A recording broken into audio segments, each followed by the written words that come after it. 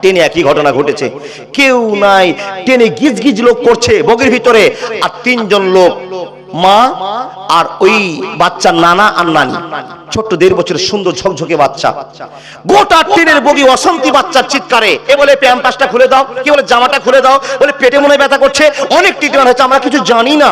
হরিশ্চন্দ্রপুর যাচ্ছি যার সাথে আল্লাহর বান্দা, এমন তো সমাতে কোনো একজন বান্দা ট্রেনে উঠে বুঝতে বলে যে বক্তা সাহেব আমাকে সিট করে দিল, আমি বসে আছি, আমার সিটের 3টা সিট পরে হট করে একজন মহিলা এসে আমাকে বলছে, মৌলভী সাহেব আপনার কাছে বাচ্চাটা নিয়ে আসলাম, বাচ্চাটা 1.5 ঘন্টা 2 ঘন্টা থেকে কাঁদছে, যখন থেকে ট্রেন ছেড়েছে একবারও চোখ করেনি, নানা নানি মা 3 জনে কাঁদছে। যেমনই আমার সামনে আসা, আমার তো বুদ্ধি শেষ হয়ে গেছে, আমি কোনোদিন ফুঁক দিইনি, ফুঁক মারেনি কি বলে, আর আমার কাছে এরকম রুগী চলে আসলো, কি করব?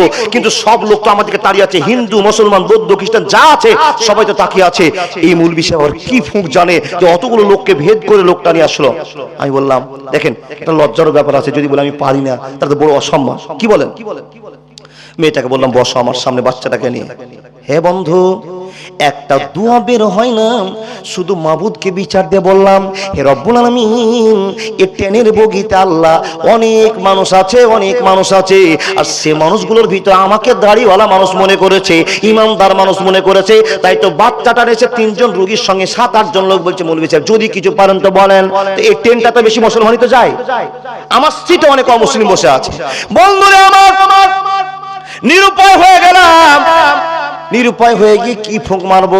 আয়াতুল কুরসি বলবো না কুল হুয়াল্লাহু আহাদ বলবো না সূরা ফাতিহা বলবো? তো কোনো তো কিছু জানি না, দোয়া সবই জানি কিন্তু কার কি হিকমত আমি জানি না। বন্ধুরা আমার, রবকে মনে মনে বললাম, আল্লাহ তুমি স্বয়ং দেখছো মাবুদ রে, এখন তো বড় প্রেস্টিজের ব্যাপার, বড় সম্মানের ব্যাপার, যদি আমি ফুঁক মারি, আমি কোরআন জানি হাদিস জানি, তাই তো লোকগুলো আমার কাছে ছুটে এসেছে, এত কিছু বলার পর যদি ফুঁক মারবার কান্না বন্ধ না হয়, আল্লাহকে কোরআন ছোট হয়ে যাবে, হাদিস ছোট হয়ে যাবে, আমি এতটি লোকের কাছে অপমান হয়ে যাব।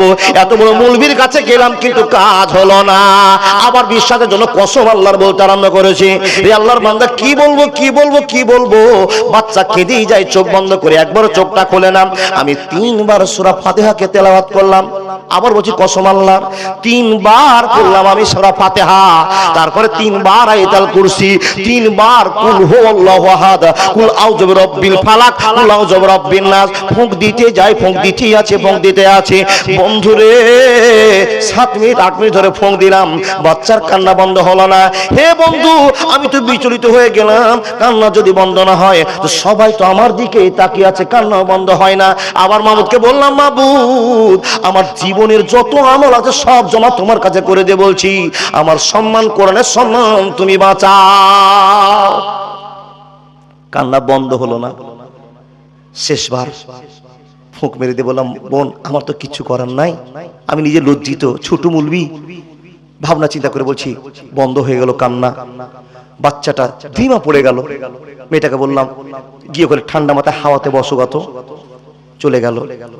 আওয়াজ গুনগুন গুনগুন করে থামতে হলো, কসম আল্লাহর, আওয়াজটা ঠান্ডা করে গিয়ে 3টা সিট পর আবার বসেছে। আমি 2 মিনিট পর আমার তো মনেটা ধুকুপুকু চলছে, আল্লাহ থামলো না, হেরে গেলাম, পিছিয়ে গেলাম, মানুষের ভালোবাসা কমে গেল। চলে গিয়ে খবরটা জেনে নিচ্ছি, ট্রেনের মানুষ ঠান্ডা, বগির মানুষ ঠান্ডা, বাচ্চাটাও ঠান্ডা, ঘুম চলে গেছে। ওর নানি আমার হাত ধরে বলছে, ভাই তুমি কে জানি না, তোমাকে চিনি না, আমার কাটিহারে বাড়ি, আমি বড় বিপদে পড়েছিলাম, এতক্ষণ কাঁদছিলাম, যখনই গেছি ওই সিটের সামনে পিছনে যারা বসে আছে তারা বলে মৌলভী সাহেব ঘুমিয়ে গেছে। কি যে আপনি বললেন, আল্লাহর ভালোবাসা। যখনই এই কথা বলা, কসম আল্লাহর, আমার চোখ থেকে একবারে গড়গড় করে জল বেরিয়ে গেল। আল্লাহ তুমি আমার কথা শুনেছো, তুমি আমার ইজ্জতে হাত দিয়েছো, তুমি আমার ইজ্জত বাঁচিয়ে দিয়েছো। আমি তো ভাবছিলাম যে আমি ঠকে গিয়েছি, আল্লাহ কোরআন বলে ঠকে গিয়েছি। মাবুদের কাছে ঝরঝর করে পানি পড়তে আরম্ভ করলো, নিজের চোখকে নিয়ে এসে বসলাম, নিজের সিটে এসে অঝন্ড হয়ে কাঁদলাম, মাবুদ তুমি আমার কথা শুনলে, তোমার কোরআনে রক্ষা করলে, সম্মান রক্ষা করতে পেরেছো। বন্ধু সেদিন আরো আল্লাহকে চিনে নিয়েছি, আল্লাহ একজন আছে, আছে মুসলমানের পক্ষে আল্লাহ আছেই, কিন্তু আল্লাহকে আমরা বড় ভুলে গেছি। বাবা আইছো একা যাইবা একা অন্ধকার কবর,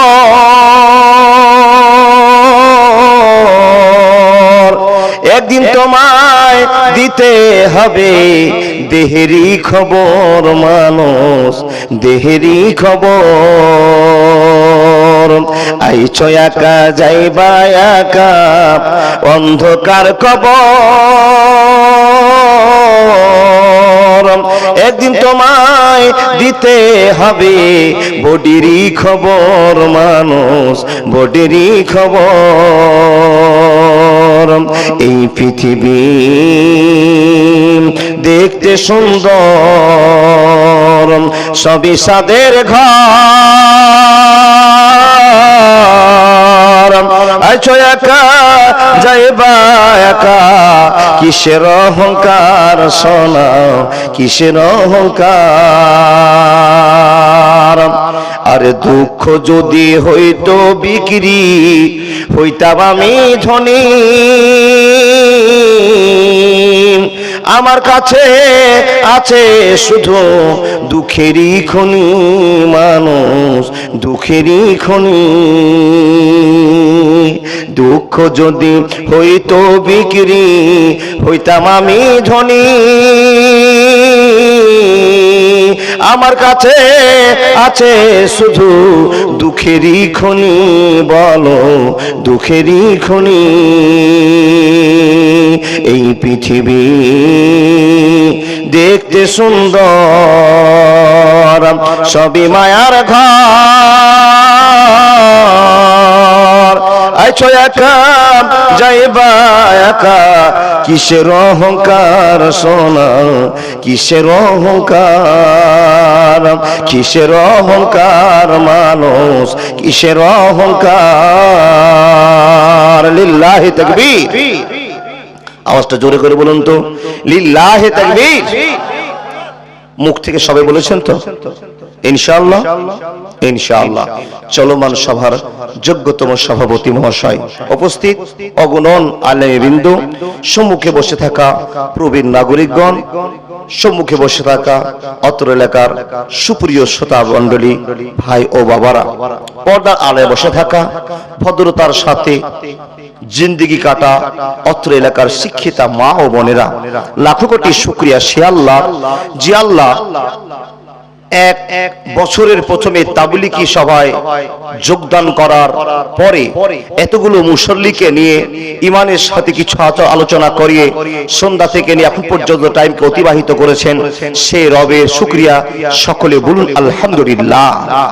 তারপরে পরে তারা ভালোবাসার নবী, মায়ার নবী, বিশ্ব নবী, নবী মুহাম্মদুর রাসূলুল্লাহ সাল্লাল্লাহু আলাইহি ওয়াসাল্লামের প্রতি লাখো কোটি দুরূদ ও সালাম শান্তির ধারা বর্ষিত হোক। আল্লাহুম্মা সাল্লি আলাইহি, আল্লাহুম্মা বারিক আলাইহি। ব্রাদার ইসলাম, খুব আবেগ লাগছে, আনন্দ লাগছে। এত রাত ভোর ঠান্ডার সময়ও আপনারা ঈমানের চেতনায় আগলে রেখে জীবনটাকে ইহদিনাস সিরাতাল মুস্তাকিমের পথে সামাল দিয়ে জীবনকে কাটাচ্ছেন। আল্লাহ যেন আমাদেরকে আরো 1 ঘন্টা এই সময়টাকে কাটার সুযোগ করে দেন, বলুন আল্লাহুম্মা আমিন। ভাই সকল, সবাই মন থেকে একবার পৃথিবীর সমস্ত ঝামেলা থেকে আল্লাহর কাছে পানা চায়। সকলে বলুন আস্তাগফিরুল্লাহ আল্লাযী লা ইলাহা ইল্লা হুয়াল হাইয়ুল কাইয়্যুম ওয়া আতুবু ইলাইহি। আবার একবার বলুন তো, লা ইলাহা ইল্লা আনতা সুবহানাকা ইন্নী কুনতু মিনাজ জালিমিন। আবার বলুন, হাসবুনাল্লাহু ওয়া নি'মাল ওয়াকিল। আবার বলুন, আল্লাহুম্মা হাসিবনি হিসাবাই ইয়াসিরা। আবার বলুন, আল্লাহুম্মা হাসিবনি হিসাবাই ইয়াসিরা। সবাই বললেন তো? আল্লাহ যেন সকল বিষয়ে আমাদেরকে কবুল করেন। আর একবার বলুন আল্লাহুম্মা আমিন। ভাই সকল, মনটা ভরে গেল, শুধু কালো কালো মাথা দেখতে পাচ্ছিলাম, কিন্তু কমিটির একটু সিদ্ধান্ত চেঞ্জ হয়ে যাওয়ার কারণে মনটা আবার ভেঙে গেল। কি দেখলেন না? নাবদি সাহেব ছিলেন, প্রধান বক্তাকে যদি সামনে দিয়ে দেয়, সেকেন্ড বক্তার লোক পায়। জি, সম্পূর্ণ মজাটাকে নিয়ে চলে গেলেন, ফিল্ডটাও খালি হয়ে গেল। যাক, আলহামদুলিল্লাহ, যেটুকু আল্লাহ চেয়েছেন সেটুকু হয়েছেন, যেটুকু চাইবেন সেটুকুই ঘটবে। আল্লাহর বান্দা, আপনারা কতক্ষণ আছেন একটু সময় বলুন তো? 2 ঘন্টা, 12 ঘন্টা? আমার এই ভাইকে বলছে 2টা। ওকে যে কে শিখিয়ে দিয়েছে 2টা বলতে? শ্রোতা থাকলে একটাই টাটকা আছে, কাসিম ভাই। আমার বড় ভালো মানুষ, আল্লাহ ওনাকে সুস্থতা দান করুন। ওনার জন্য একবার খাস করে দোয়া করি, বলুন আল্লাহুম্মা আমিন। তারপর আবার দোয়া করি গভীর রাতে, আল্লাহ যত মুসলমান যে হালাতে যেইখানে বিপদে পড়ে আছে সকলকেই তুমি বিপদ মুক্ত করে দাও। আরেকবার বলুন আল্লাহুম্মা আমিন। আমার মাওলানা সাহেব দোয়া নিয়ে এত সুন্দর করে আজকে বয়ানটা করেছেন, আমি শুয়ে থেকে থেকে সম্পূর্ণটা শুনেছি, আর বড় আবেগে ভরে গেছে মনটা। এত সুন্দর আলোচনা আজকে হয়েছে, মনে হচ্ছে আরো 2 ঘন্টা হলে অসুবিধা ছিল না, তাই না? যাই হোক, যে সমস্ত ভাইরা চলে গেলেন, প্রয়োজন পড়তে পারে পেচ্ছাপ পায়খানা, মাঝে মাঝে বিড়ি খাওয়া, তাই না? তো এগুলো যদি হয়ে থাকে আবার একটু আসুন, বসে যান, আর 1টা ঘন্টা আপনি আমাকে সময় দেন, তাহলে মনটা বক্তা শ্রোতা সকলের ভালো থাকবে। আমিও দূর থেকে কষ্ট করে এসেছি, কিছু বলবো আপনারা শুনবেন ইমানের তাগিদে, তাই না বাবা? তবে আজকে অন্যান্য দিন যে আলোচনা করেছি, আজকে তাবলিগি জালসাতেও একটু আলাদা আলোচনা করবে ইনশাআল্লাহ। তবে আলাদা কি কোরআন, আলাদা হাদিস না, ওইগুলোই, তাই না বাবা? তো আপনাদের সামনে আলোচনা করার পূর্বে আপনাদেরকে আমি যে বিষয়টা বলবো সেই বিষয় সম্পর্কে একটু অবগত জানাই। মানুষ বিপদে পড়লে অনেকজনের কাছে সাহায্য চায়, না পাওয়ার পর সব দুয়ার যখন বন্ধ হয়ে যায় তখন একটাই দরজা খোলা থাকে, ওই দরজাটা কার? আল্লাহর, তাই না? সে আল্লাহর দরজাটাকে একড়ে ধরার জন্য আজকের বিষয়টা।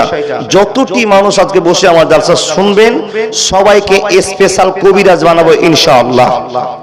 বলে মাওলানা কবিরাজ বানাবেন? বলে হ্যাঁ, কবিরাজ বানাবো, ডাক্তার বানাবো, এই কোরআনের ডাক্তার। চিকিৎসা আজকে বলে দিব আপনাকে, যেই চিকিৎসা করলে আপনাকে আর কারো দরজায় যেতে হবে না। রবের সঙ্গে বন্ধুত্ব হয়ে গেলে এই রব আপনাকে মুক্ততা দান করবে, এই বিশ্বাস রেখে আপনাকে কথা শুরু করে দিলাম। রাত বেশি হয়েছে, ডান বামের আলোচনা করলে লোক আবার কাটতে শুরু করতে পারে, জি তাই না? তো আপনারা আমাকে কথা দিলেন তো 1 ঘন্টা থাকবেন, 1 ঘন্টা থাকবেনই। পেচ্ছাপ যদি চাপায় 1টা আঙ্গুল দেখাবেন, পায়খানা হলে 2টো, বিড়া সিগারেট গুটকা কর্ম হলে 5টা, জি কিন্তু যায়েন না, এটা আবেদন। মাশাআল্লাহ, ঠিক চাচা ঠিকই বুঝেছে। এই বক্তা আলাদা বক্তা যেতে দিবে না, মনে হয় তো আগেই যায়। কাসিমে তো সব ছুটি, ও যখন ঢুকবে যখন আসবে ওর কোনো টিকিট নাই, বিনা টিকিটে দৌড় করবে। আল্লাহর বান্দা, আমার হাতে এটা কি? একে চিনেন? চিনেন একে? চিনেন? এই যে সব আটকে গেলেন, দেখতে পাচ্ছি কোরআন, তারপর প্রশ্ন করেছি চিনেন, তো সবাই মুখ বন্ধ করে আছেন। তার মানে কোরআনকে চিনি না, আমরাও চিনি না, আজকে চিনবো ইনশাআল্লাহ। বলে মাওলানা যে কোরআনটা দেখাচ্ছেন এই কোরআনকে আমরা চিনি, কি চিনেন বলুন তো? এই কোরআনটা কার বাণী? মুখ থেকে একটু কথা বের করুন। আল্লাহ। কার উপরে নাযিল হয়েছে? কাসিম তুমি তো থামো তো, তোমার লাগে আওয়াজ ভুলে যাবো। ও বাপ, নবী মুহাম্মদুর রাসূলুল্লাহ পড়ুন সাল্লাল্লাহু আলাইহি সাল্লামের উপরে, তাই না? আচ্ছা, কত বছর ধরে কোরআনটাকে আল্লাহ দিয়েছিলেন নবীর উপরে? 23 বছর প্লাস। আপনাকে বলতে হবে, শুধু আমি হুঁ হুঁ করেন, বুঝছেন কিনা? 23 বছর থেকে কিছু উপরে চলে যাক সময়। আচ্ছা, কোরআনটা কয় পারা? 30 পারা। কতটি সূরা? কতটি রুকু? 540। কতটি আয়াত? 6666টি। কতটি অক্ষর? 3,23,215টি অক্ষর। আচ্ছা, যতটি অক্ষর, যতটি রুকু, যতটি আয়াত, যতটি সূরা, যত পারা বললাম, এই পারাগুলোকে সবাই কি চেক করা আছে আমাদের? কি কি বলতে চাইছে কোরআন আমাদের জানা আছে? না। আজকে জানবো ইনশাআল্লাহ, যতটুকু সম্ভব টাইম নিয়ে আলোচনা করা হবে। তাহলে এই কোরআনটার দাম মাত্র 300 টাকা হতে পারে বাজারে, না? 300 টাকা দাম, আর এর ওজনটা 1 থেকে 1.5 কিলো। আচ্ছা, এটুকু কি এর মূল্য, না আরো অনেক বেশি? অনেক বেশি। কি করে জানবো এর ওজনটা কত, এর দাম কত, এর সম্মান কত? কি করে জানবো? কোরআন নাজিল হয়েছে কার উপকারের জন্য বলুন দেখি? মানুষের, কিন্তু আমরা মানুষই জানলাম না যে কোরআনের কি মূল্য আছে, কি দাম আছে। দেখি মাওলানা আপনি বলুন, আমরা মনোযোগ দিয়ে শুনবো। 1 ঘন্টা ইনশাআল্লাহ যাব না, কথা দিয়েছি। আর আপনি আমাদেরকে ডাক্তার বানাবেন, ডাক্তারের কথা শিখে যাবে ইনশাআল্লাহ।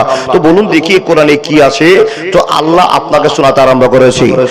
বিসমিল্লাহির রহমানির রহিম। ইন্না আরাজনাল আমানাতা আলাস সামাওয়াতি ওয়াল আরজি ওয়াল জিবালি ফাআবাইনা আন ইয়াহমিলাহা ওয়া আসফাকনা মিনহা ওয়া হামালাহাল ইনসানু ইন্নাহু কানা যালুমান জাহুলা। বন্ধুরে আমার, কথা বলতে আরম্ভ করলাম। 1 ঘন্টা কথার মধ্যে কথা বলবো, তারপর আপনাকে জিজ্ঞেস করবো আপনারা কি আরো আজ শুনতে চাইবেন। তখনই আপনার হানাটা আমি উত্তর পেয়ে যাব। রে আল্লাহর বান্দা বান্দিরা মনোযোগ দিয়ে শুনে যান। আল্লাহ তাবারাক ওয়া তাআলা বলছেন, যেই কোরআনটা তোমাদের সামনে 30 পারা, যার মূল্য মাত্র 100 টাকা, কারো দাম 300 টাকা, এই কোরআনটা তোমাদের সামনে খুব পরিচিত। কিন্তু বান্দারে, এই কোরআন সম্পর্কে তোমাদের কোনো ধারণা নাই, নলেজ নাই। আপনি আল্লাহকে বলবেন, আল্লাহ কেমন করে আমরা কোরআনের ধারণা নিতে পারলাম না, নলেজ নিতে পারলাম না। তুমি যে কোরআনকে আমাদের প্রতি নাজিল করেছো, অবতীর্ণ করেছো, আর আমরা কেনই বা তার মূল্য রাখতে পারলাম না। হে আল্লাহ, কি মূল্য আছে তুমি আমাদেরকে ক্লিন করে বলে দাও। বন্ধুরে, এই কথা বলতে গিয়ে আপনাকে শোনাতে আরম্ভ করলাম, এই কোরআনের কত দাম, এই কোরআনের কত মর্যাদা, কত সম্মান আল্লাহ দিয়েছে। যেদিন কোরআনকে নাজিল করবার জন্য সিদ্ধান্ত করলেন, গোটা কোরআনটাকে আল্লাহ তাবারাক ওয়া তাআলা আসমানকে বলল, আসমান গোটা কোরআনের দায়িত্ব আমি আল্লাহ তোমাদের উপর অর্পণ করতে চাইছি, তোমাকে দিতে চাইছি। আসমান, তুমি আমার কোরআনের দায়িত্বটা বহন করে নাও। বন্ধুরে আমার, কোরআনের কথা যখনই আসমানের কাছে প্রস্তাব রাখা, আসমান ভয়ে কম্পমান হয়ে আল্লাহর কাছে প্রস্তাবকে উপস্থাপন করে বলতে আরম্ভ করে, আল্লাহ এত ছোট কোরআন মনে হচ্ছে, এর ভিতরে 30 পারা কোরআন, 114টা সূরা, 540টা রুকু, 6666টা আয়াত, 3,23,215টি অক্ষর আছে। দেখতে ছোট, হ্যাঁ রব্বুল আলামিন, কিন্তু এই কোরআনের এত শক্তি, এত ভার, এত সম্মান আমি আসমান কোনোদিন বহন করতে সম্ভব করতে পারবো না, বহন করতে পারবো না। অতএব আল্লাহ গো, তুমি আমাকে কোরআনের দায়িত্বটা দেবে না। হে রব, আমি কোরআনের দায়িত্ব পরিচালনা করতে পারবো না। বন্ধুরে আমার, কথা বলতে আরম্ভ করলাম। আল্লাহ তাবারাক ওয়া তাআলা কোরআনের প্রস্তাব আসমানকে দেওয়ার সঙ্গে সঙ্গে প্রত্যাখ্যান হয়ে গেল। রব্বুল আলামিন বলছেন, যখন আসমান তুমি পারলে না, তুমি জমিন এবার গ্রহণ করে নাও। জমিনকে প্রস্তাব দেওয়া হলো, জমিন রে, আসমান কোরআনের দায়িত্ব বহন করতে পারলো না, তুমি বহন করে নাও, আমি আমার দায়িত্বটা তোমার উপর ন্যস্ত করতে চাই। সত্তর করে মাটি কাঁপতে আরম্ভ করলাম। রব্বুল আলামিনকে বলল, আল্লাহ আসমানকে তুমি এত মজবুত করে বানিয়েছো, বিনা খুঁটি খাম্বাতে এত বড় আসমান ঝুলে আছে, এরকম বড় শক্তি নয়। সে আসমান যদি না নিতে পারে, আমি আল্লাহ একটা ছোট জমিন হয়ে কেমন করে কোরআনের দায়িত্ব নিতে পারবো? প্রশ্ন আপনাদের কাছে, বন্ধুরে, এত বড় আসমান মাত্র 2 কিলো ওজনের কোরআনের দায়িত্ব নিতে পারলো না। প্রশ্ন আপনাদের কাছে, কোরআনের ভিতরে কত মর্যাদা দেওয়া আছে, কত শক্তি আছে, কত ওয়েট আছে, কত মাত্রা আছে। হে আল্লাহর বান্দারা, কোরআনের দায়িত্ব আসমান নিতে পারলো না, জমিন নিতে পারলো না। পাহাড়কে আল্লাহ প্রশ্ন করে বললেন, পাহাড় আসমান পারলো না, জমিন পারলো না, তুমি গ্রহণ করে নাও, তুমি কোরআনটাকে গোছে নাও। পাহাড় তো থরথর করে ঝাঁকি মেরে বলল, আল্লাহ এত শক্ত জিনিস আসমান পারলো না, এত মজবুত জিনিস জমিন পারলো না, আর জমিনকে আটকে রাখার জন্য তুমি আমাকে কাঁটা স্বরূপ ব্যবহার করেছো। জমিন যদি না নিতে পারে, আমি একটা চাঁদি কাঁটা কেমন করে কোরআনের দায়িত্ব নিতে পারবো? অতএব আল্লাহ আমাদের কোরআনের দায়িত্ব দিয়ে দিও না। যদি প্রশ্ন করা হয়, আসমান কেন পারবে না, জমিন কেমন পারবে না, ও পাহাড় তুমি কেন পারবে না বলে দাও, তো জমিন আসমান পাহাড় একই সঙ্গে উত্তর দিবে, এটাই কথা। আল্লাহ দেখতে মনে হয় ছোট একটা কোরআন, কিন্তু এর ভিতরে কত ভালোবাসা আছে, কত কথা ঢোকা আছে, এর কত মর্যাদা, আর কত শক্তি আছে, আমরা এর দায়িত্ব নিতে অক্ষম হয়ে যাব। অতএব রব্বুল আলামিন আমাদের দায়িত্ব দিও না, দিও না, দিও না।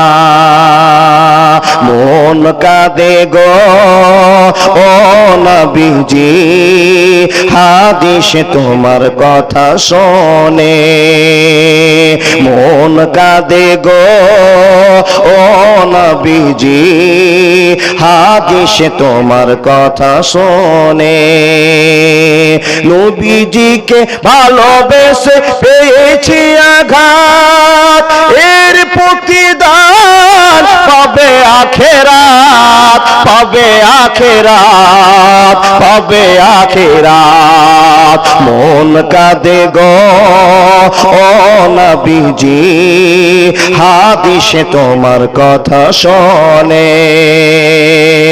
নবীজিকে ভালোবেসে পেয়েছি আঘাত এর প্রতিদান পাবে আখেরাত পাবে আখেরাত পাবে আখেরাত মন কাঁদে গো ও নবীজি হাদিসে তোমার কথা শোনে মন কাঁদে গো ও নবীজি হাদিসে তোমার কথা শোনে একবার জোরে বলুন না সুবহানাল্লাহ আচ্ছা আমরা আল্লাহকে দেখেছি হ্যাঁ না ঠিক করে বলুন দেখিনি তাহলে আল্লাহকে না দেখে আল্লাহর ভয় ভালোবাসা অন্তরে আছে কিনা নবী মুহাম্মদকে আমরা দেখেছি কিন্তু নবী মুহাম্মদকে না দেখার পরেও আমাদের ভিতরে নবী মুহাম্মদ রাসূলুল্লাহ পড়ুন সাল্লাল্লাহু আলাইহি ওয়াসাল্লামের অজস্র ভালোবাসা আছে নবীর দুঃখের কথা শুনলে মুসাল্লিরা ঝরঝর করে কাঁদে ঠিক না ভুল আল্লাহ এই ভালোবাসাই আমাদেরকে আল্লাহর জান্নাতে পৌঁছে দিবে জোরে বলুন সুবহানাল্লাহ ভাই সকল আমি যে কথাগুলো বলছি বুঝতে পারছেন খুব কম সময় আপনাদের উঠা বসা দেখে বুঝতে পারছি 1 ঘন্টাও যাবে না 3 জন চলে গেল মুখস্থ করে আছি চেংড়া বক্তা তো চারদিকটা ভাবনা চিন্তা করে ওয়াজ করছি বাবা তাহলে বলুন তো কোরআনকে আমরা চিনি না চিনলো কে আকাশ জমিন পাহাড় এরা দায়িত্ব নিল না আল্লাহ মন বুঝার জন্য বলছে মানুষ তোমরা পারবা তো বোকা মানুষ সঙ্গে সঙ্গে বলছে পারবো সুবহানাল্লাহি ওয়া বিহামদিহি সুবহানাল্লাহিল আযীম আল্লাহ পরক্ষণে বলছেন মূর্খ জাহেল তোরা বলি পারবো তো তোরা যখন গোছেই নিলি তোরা যখন আবেদন করেই দিয়েছিস তো আমি আল্লাহ তোদের উপর কোরআনকে দিয়েও দিলাম সুবহানাল্লাহ বলুন কিন্তু তোদের উপর ছেড়ে দিব না তার কারণ আজকে তোরা হুঙ্কার মেরে বলছিস আল্লাহ কোরআনের পার্টি আমরা কালকে যখন 3টা বাড়ি পড়বে তখন ছেড়ে দিয়ে করি আল্লাহ কোরআনের দলে আমরা নাই ঈমান তো আমাদের জানা নাকি কার জানা আল্লাহ ঈমান তো আমাদের জানে কে আল্লাহ তো বলছে তোরা যখন দায়িত্ব নিলি বটে ঠিকই আছে নে কিন্তু এই কোরআন তোদের উপর ছেড়ে দেব না আমি ধরে থাকবো তোদের উপর দিয়ে শুধু আর ভালোবাসাটা বইয়ে নিয়ে যাব নবী মুহাম্মদ রাসূলুল্লাহ পড়ুন সাল্লাল্লাহু আলাইহি সাল্লামের উপরে কোরআন চালু হয়ে গেল খুব শর্টকাট আপনাকে আওয়াজটা বোঝাবে ইনশাআল্লাহ রাজি ও আল্লাহর বান্দা নবী মুহাম্মদের উম্মতেরা গ্রহণ করেছে আর সেই মোতাবেক আল্লাহ তাবারাক ওয়া তাআলা কোরআনকে নাজিল করতে আরম্ভ করলেন এবার আপনাদের বলতে হবে কোরআন নিয়ে আসছেন যেই ফেরেশতারা কোরআন নিয়ে আসছেন তার নাম কি জিবরাইল মুখস্থ করে রাখেন জিবরাইল যে জান কবজ করে ওই ফেরেশতার নাম কি আজরাইল যে পানি বর্ষণ করে তার নাম কি মিকাইল যে কিয়ামতের জন্য বাঁশি ধরে দাঁড়িয়ে আছে ফুঁক মারার জন্য ওর নাম কি ইসরাফিল তো 4 জন ফেরেশতার ভিতরে সবচেয়ে কষ্টের কাজ কার জি এটাই বলবেন আমি বলেছিলাম যে আজরাইল যখন জান কবজ করে নিয়ে যায় কত মা কত ছেলে কত বেটা কত নানা কত নানি পৃথিবীর মানুষকে কাঁদিয়ে একজন মানুষকে নিয়ে যায় তাহলে শক্ত কাজটা কার আজরাইলের বাবা আকাশ থেকে আসবে কলাপ ধরবে নিয়ে চলে যাবে খুব বেশি খাটনি নাই কিন্তু খাটনি কার আছে জিবরাইলের কি খাটনি যেই দিন কোরআনের ফয়সালা চালু হয়ে যাবে জিবরাইলকে ডেকে বলে জিবরাইল শোনো কে বলছেন আল্লাহ শোনো আল্লাহ কি মানে এই দায়িত্বটা তোমাকে আমার বিশ্ব নবী নবী মুহাম্মদ রাসূলুল্লাহ পড়ুন সাল্লাল্লাহু আলাইহি ওয়াসাল্লামের কাছে পৌঁছাতে হবে আল্লাহ এত বড় দায়িত্ব আমার জিবরাইলকে বলা হলো জিবরাইল তোমার কত বড় দায়িত্ব তোমার উপর অর্পণ করা হলো তুমি কি জানো? বলে আল্লাহ জানি না, কিন্তু আভাস পেয়েছি এত দামি জিনিসটার দায়িত্ব, কোরআনটার দায়িত্ব নিতে পারলো না আকাশ, নিতে পারলো না জমিন, নিতে পারলো না পাহাড়। মানুষেরা প্রশ্ন করেছিল, উত্তরটা পেয়ে গেছে। অতএব আল্লাহ তুমি আমাকে দায়িত্ব দিয়েছো কোরআনের, এই দায়িত্বখানা আমাকে নবী মুহাম্মদের কাছে পৌঁছাতে হবে। বলে হ্যাঁ ঠিক বোঝা নিয়েছ। বন্ধুরা আমার, জিবরাইলকে বলা হলো, জিবরাইল আমি অরিজিনাল, ইন্নাল্লাহা তাইয়্যিবুন লা ইকবালু ইল্লা তাইয়্যিবা, আমি পবিত্র, আর পবিত্র ছাড়া আমি আল্লাহ গ্রহণ করে না। তবে আমি পবিত্র, আমার কোরআন পবিত্র, আমার পবিত্র বন্ধু হযরত মুহাম্মদের উপরে কোরআন নিয়ে যাবে, তো তুমিও পবিত্র হালাতে কোরআন নিয়ে যাবে। হে আল্লাহ আমি তো পবিত্র, হে রব্বুল আলামিন পবিত্র হালাতে কেমন করে পৌঁছে দিব তুমি আমাকে আন্দাজ বলে দাও। তো রব্বুল আলামিন বলছেন, বন্ধুরে হে জিবরাইল তুমি কান খুলে শুনে নাও, যখন কোরআনটা দুনিয়াতে নিয়ে যাবে, একটা জের জাবার তাসদিদ জজম নুন আলিফ বায়ের কোন যেন তারতম্য না হয়ে যায় এমন সতর্কভাবে নিয়ে যেতে হবে। এই জিবরাইল তুমি জানো না, আমার বন্ধু হযরত মুহাম্মদকে এই কোরআনের জন্য অনেকবার মার খেতে হবে, অনেকবার তাকে জবাবদিহি করতে হবে, অনেকবার তাকে কষ্ট পেতে হবে।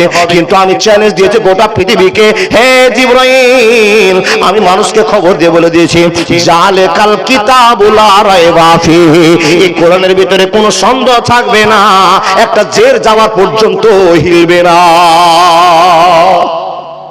আল্লাহ তবে কি করতে হবে? আমি যেইভাবে বলি সেইভাবে স্পষ্ট করে আমার বন্ধুর কাছে পৌঁছে দিতে হবে, কোনো যেন গোলমাল না থাকে। আর আমি গোটা পৃথিবীকে চ্যালেঞ্জ দিচ্ছি, জালেকাল কিতাবু লা রাইবা ফিহি, পৃথিবীর কোন কিতাবে ভেজাল থাকলে এই কিতাবে ভেজাল থাকবে না। তার কারণ এই কিতাবের মূল্য বুঝে নিয়েছি বাবা 1 মিনিটে। বন্ধুরা আমার, জিবরাইল যেদিন আকাশ থেকে কোরআনকে মাটির দিকে নিয়ে আসতে আরম্ভ করলেন, সেই দিনগুলোর কিছু ইতিহাস আপনাকে মিনিটের ভিতরে বলে যায়, তারপর আপনাকে নিজের জ্ঞানটা দাঁড়াতে আরম্ভ করব। বন্ধুরে যেই দিন আকাশের মাটি থেকে নিচের দিকে নামতে আরম্ভ করলো কোরআন নিয়ে জিবরাইল আমিন, সেই দিন আকাশের অবস্থা কি, ফারিস্তাদের অবস্থা কি, তাদের চেহারা কেমন হয়েছে, বিশ্বনবীর কাছে যখন কোরআন হাজির হলো তখন নবীজির কি অবস্থা, এই দামটা আমরা সাধারণ মানুষ বুঝতে পারলাম না। কোরআন কত দামি, কোরআন কত মর্যাদা। যদি কেউ অপবিত্র হয়ে থাকে তো কোরআন ছুঁইতে আমরা ভয় করি, কথা ঠিক না ভুল?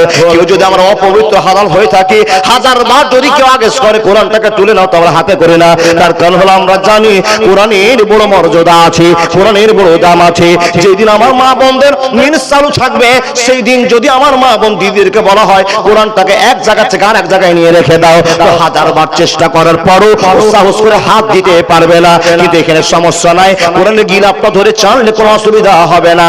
এত কিছু জানার পর ভয়ে জীবন কেটে যাচ্ছে, রে আল্লাহর বান্দা তাআলা আপনার কাছে মর্যাদা আছে।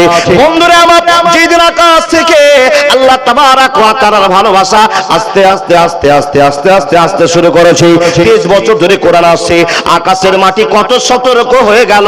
ও আল্লাহর বান্দারা শুনে যান, জিন জাতিকে আপনারা চিনেন কি চিনেন না বলুন? চিনেন মানে জিন দেখেছেন নাকি?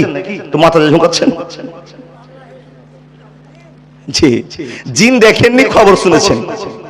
জিনের রুগী দেখেছেন, এখন ওই রুগীটা ঠিক না ভুল আল্লাহ জানে। আচ্ছা ইবলিস শয়তানকে দেখেছি না, এই যে দিকে মাথা ঝুঁকাচ্ছে। আবার বেশি রাত হলে এরকমই সমস্যা হয়। ও আল্লাহর বান্দা দেখুন, কোরআন যখন আকাশ থেকে নাজিল হবে, নিয়ে আসবে জিবরাইল, তখন কোরআনের ভিতরে গোলমাল করে দেওয়ার জন্য ইবলিস শয়তান দলবল নিয়ে জিন জাতিকে সাপোর্ট নিয়ে একের পর আরেকজনের পর আরেকজন এই করতে করতে করতে করতে একজনের ঘাড়ে আরেকজন, আরেকজনের ঘাড়ে আরেকজন, এই করতে করতে করতে আকাশের মাঝে গিয়ে, আকাশের ধারে গিয়ে শেষ আকাশে গিয়ে কানে কান লাগিয়ে দিয়ে কান পেতে শুনছে আল্লাহ ফারিস্তাদেরকে কি অর্ডার করছে, কি আলোচনা করছে। আর তুরন্ত সে খবরটা নিয়ে এসে জাদুকরি কাজ শুরু করবে। আল্লাহ তাবারাক ওয়া তাআলা বলছেন, এ জিবরাইল, এ ফারিস্তার দলেরা, এত তোমরা সজাগ থাকবে, এত তোমরা সজাগ থাকবে। ইবলিস শয়তান যেন দলবল নিয়ে কোরআনকে না শুনতে পেয়ে যায়, জিন জাতিরা যেন কান দিয়ে না শুনতে পায়, এর জন্য তাদেরকে একটা বম মারতে হবে।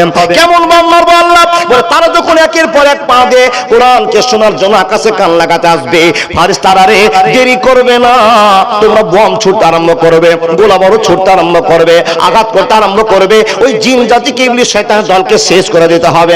ঠিকই পরামর্শ আছে। আকাশের মধ্যে যখন কোরআন নিয়ে আলোচনা করা হবে, এই আয়াতটা বিশ্বনবীর কাছে নিয়ে যাওয়া হবে, তখন এই জিন জাতিরা ইবলিস শয়তানের দলবল চড়তে চড়তে আকাশের কাছে গিয়ে কান লাগাবে।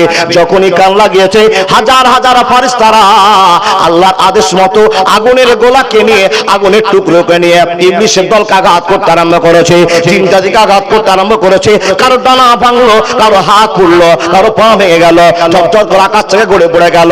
বন্ধুরা আমার, ঠান্ডা মাথায় জিবরিল আমিন বিশ্বনবীর কাছে কোরআন নিয়ে এসে বলছেন, নবী গো, আপনার উম্মতের কাছে যে গল্পটা পাস করা হয়েছে, নবী গো, আপনার উম্মতকে মদ খাওয়া যাবে না, সুদ খাওয়া যাবে না, একটা একটা করে আকাশের খবর নিয়ে আসে আর বিশ্বনবীর কাছে ঢালতে আরম্ভ করে। যখন আল্লাহর আকাশের কোরআনটা নবী মুহাম্মদ রাসূলুল্লাহ সাল্লাল্লাহু আলাইহি ওয়াসাল্লামের কাছে বলতে আরম্ভ করে, বন্ধুরে, যখন এই কোরআনের ভাষা ব্যবহার করতে আরম্ভ করে, তখন বিশ্বনবীর চেহারা কেমন হয়ে যায় এই বর্ণনা করলে আপনার মন ভরবে না। হয়নি, হবে না, হতে পারে না, আমার নবীর সাথে কারো তুলনা, আরে তুলনা তো দূরের কথা, ছায়াও মিলে না। হয়নি, হবে না, হতে পারে না, আমার নবীর সাথে কারো তুলনা। ইউসুফকে দেখে যারা আঙুল কেটেছে, তারা কি বিশ্বনবীর রূপ দেখেছে? আর দেখতো যদি কেটে দিত কলিজা খানা। হয়নি, হবে না, হতে পারে না, আমার নবীর সাথে কারো তুলনা। একবার জোরে জোরে বলুন না সুবহানাল্লাহ। আকাশের গল্প শেষ, এবার কোরআন আসছে জমিনের মাটিতে, বিশ্বনবীর উপরে চালু হবে, তাই না বাবা?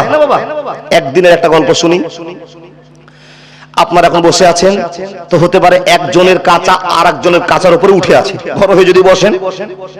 বিশ্বনবীর কাছে একজন সাহাবা বসে আছেন, যার নাম জায়েদ রাদিয়াল্লাহু তাআলা আনহু। মনে থাকবে, জায়েদ রাদিয়াল্লাহু তাআলা আনহুর পাটা নিচে আর বিশ্বনবীর পাটা উপরে, ঠেক দিয়ে বসে আছেন। বন্ধুরা আমার, আর এমন তো সময়ে জিবরিল আমিন কোরআনের বাক্য নিয়ে এসে নবীর কাছে এসে হাজির। ইয়া রাসূলুল্লাহ, ইয়া হাবিবাল্লাহ, ও আল্লাহর নবী, আপনার কাছে আল্লাহ একটা খবর দিয়ে পাঠিয়েছে। কি খবর আছে? এই খবর আছে। যখনই খবরটা আসা, বন্ধুরে, বিশ্বনবীর কাছে কোরআন তেলাওয়াত শুরু হয়ে গেল, কোরআনটা ঢালতে আরম্ভ করলো। বিশ্বনবী কোরআনকে গ্রহণ করবেন। জায়েদ রাদিয়াল্লাহু তাআলা আনহু বলছেন, ওয়াল্লাহি, কসম আল্লাহর, কসম আল্লাহর, বিশ্বনবীর পা উপরে আছিল, কোনো টেনশন ছিল না। হঠাৎ করে নবীজির পাটা যেন ভারী হতে আরম্ভ করলো, নবীর পাটা ভারী হতে আরম্ভ করলো। বিশ্বনবী দিকে তাকাই, চোখগুলো লাল টকটকে হয়েছে, মুখটা লাল টকটকে হয়ে গেছে, কপাল থেকে ঘাম ঝরতে আরম্ভ করেছে, গায়ের জামাগুলো ভিজতে আরম্ভ করেছে। আমি লক্ষ্য করছি বিশ্বনবীর চেহারা কেন পরিবর্তন হয়ে গেল, কিন্তু জায়েদ জানে না আল্লাহ আকাশের বাণী কোরআনকে নবীর উপরে অবতীর্ণ করতে চেয়েছেন, অবতীর্ণ চালাচ্ছে, জিবরিল এসে কোরআন নাজিল করছে। এমন তো সময় জিবরিল আমিনের আওয়াজটা চলছে বিশ্বনবীর উপরে। আর জায়েদ রাদিয়াল্লাহু তাআলা আনহু বলছেন, আমার পা যেন ভেঙে যাবে, আমার পা যেন ভেঙে চুরমার হয়ে যাবে, এত ভারী, এত কষ্ট।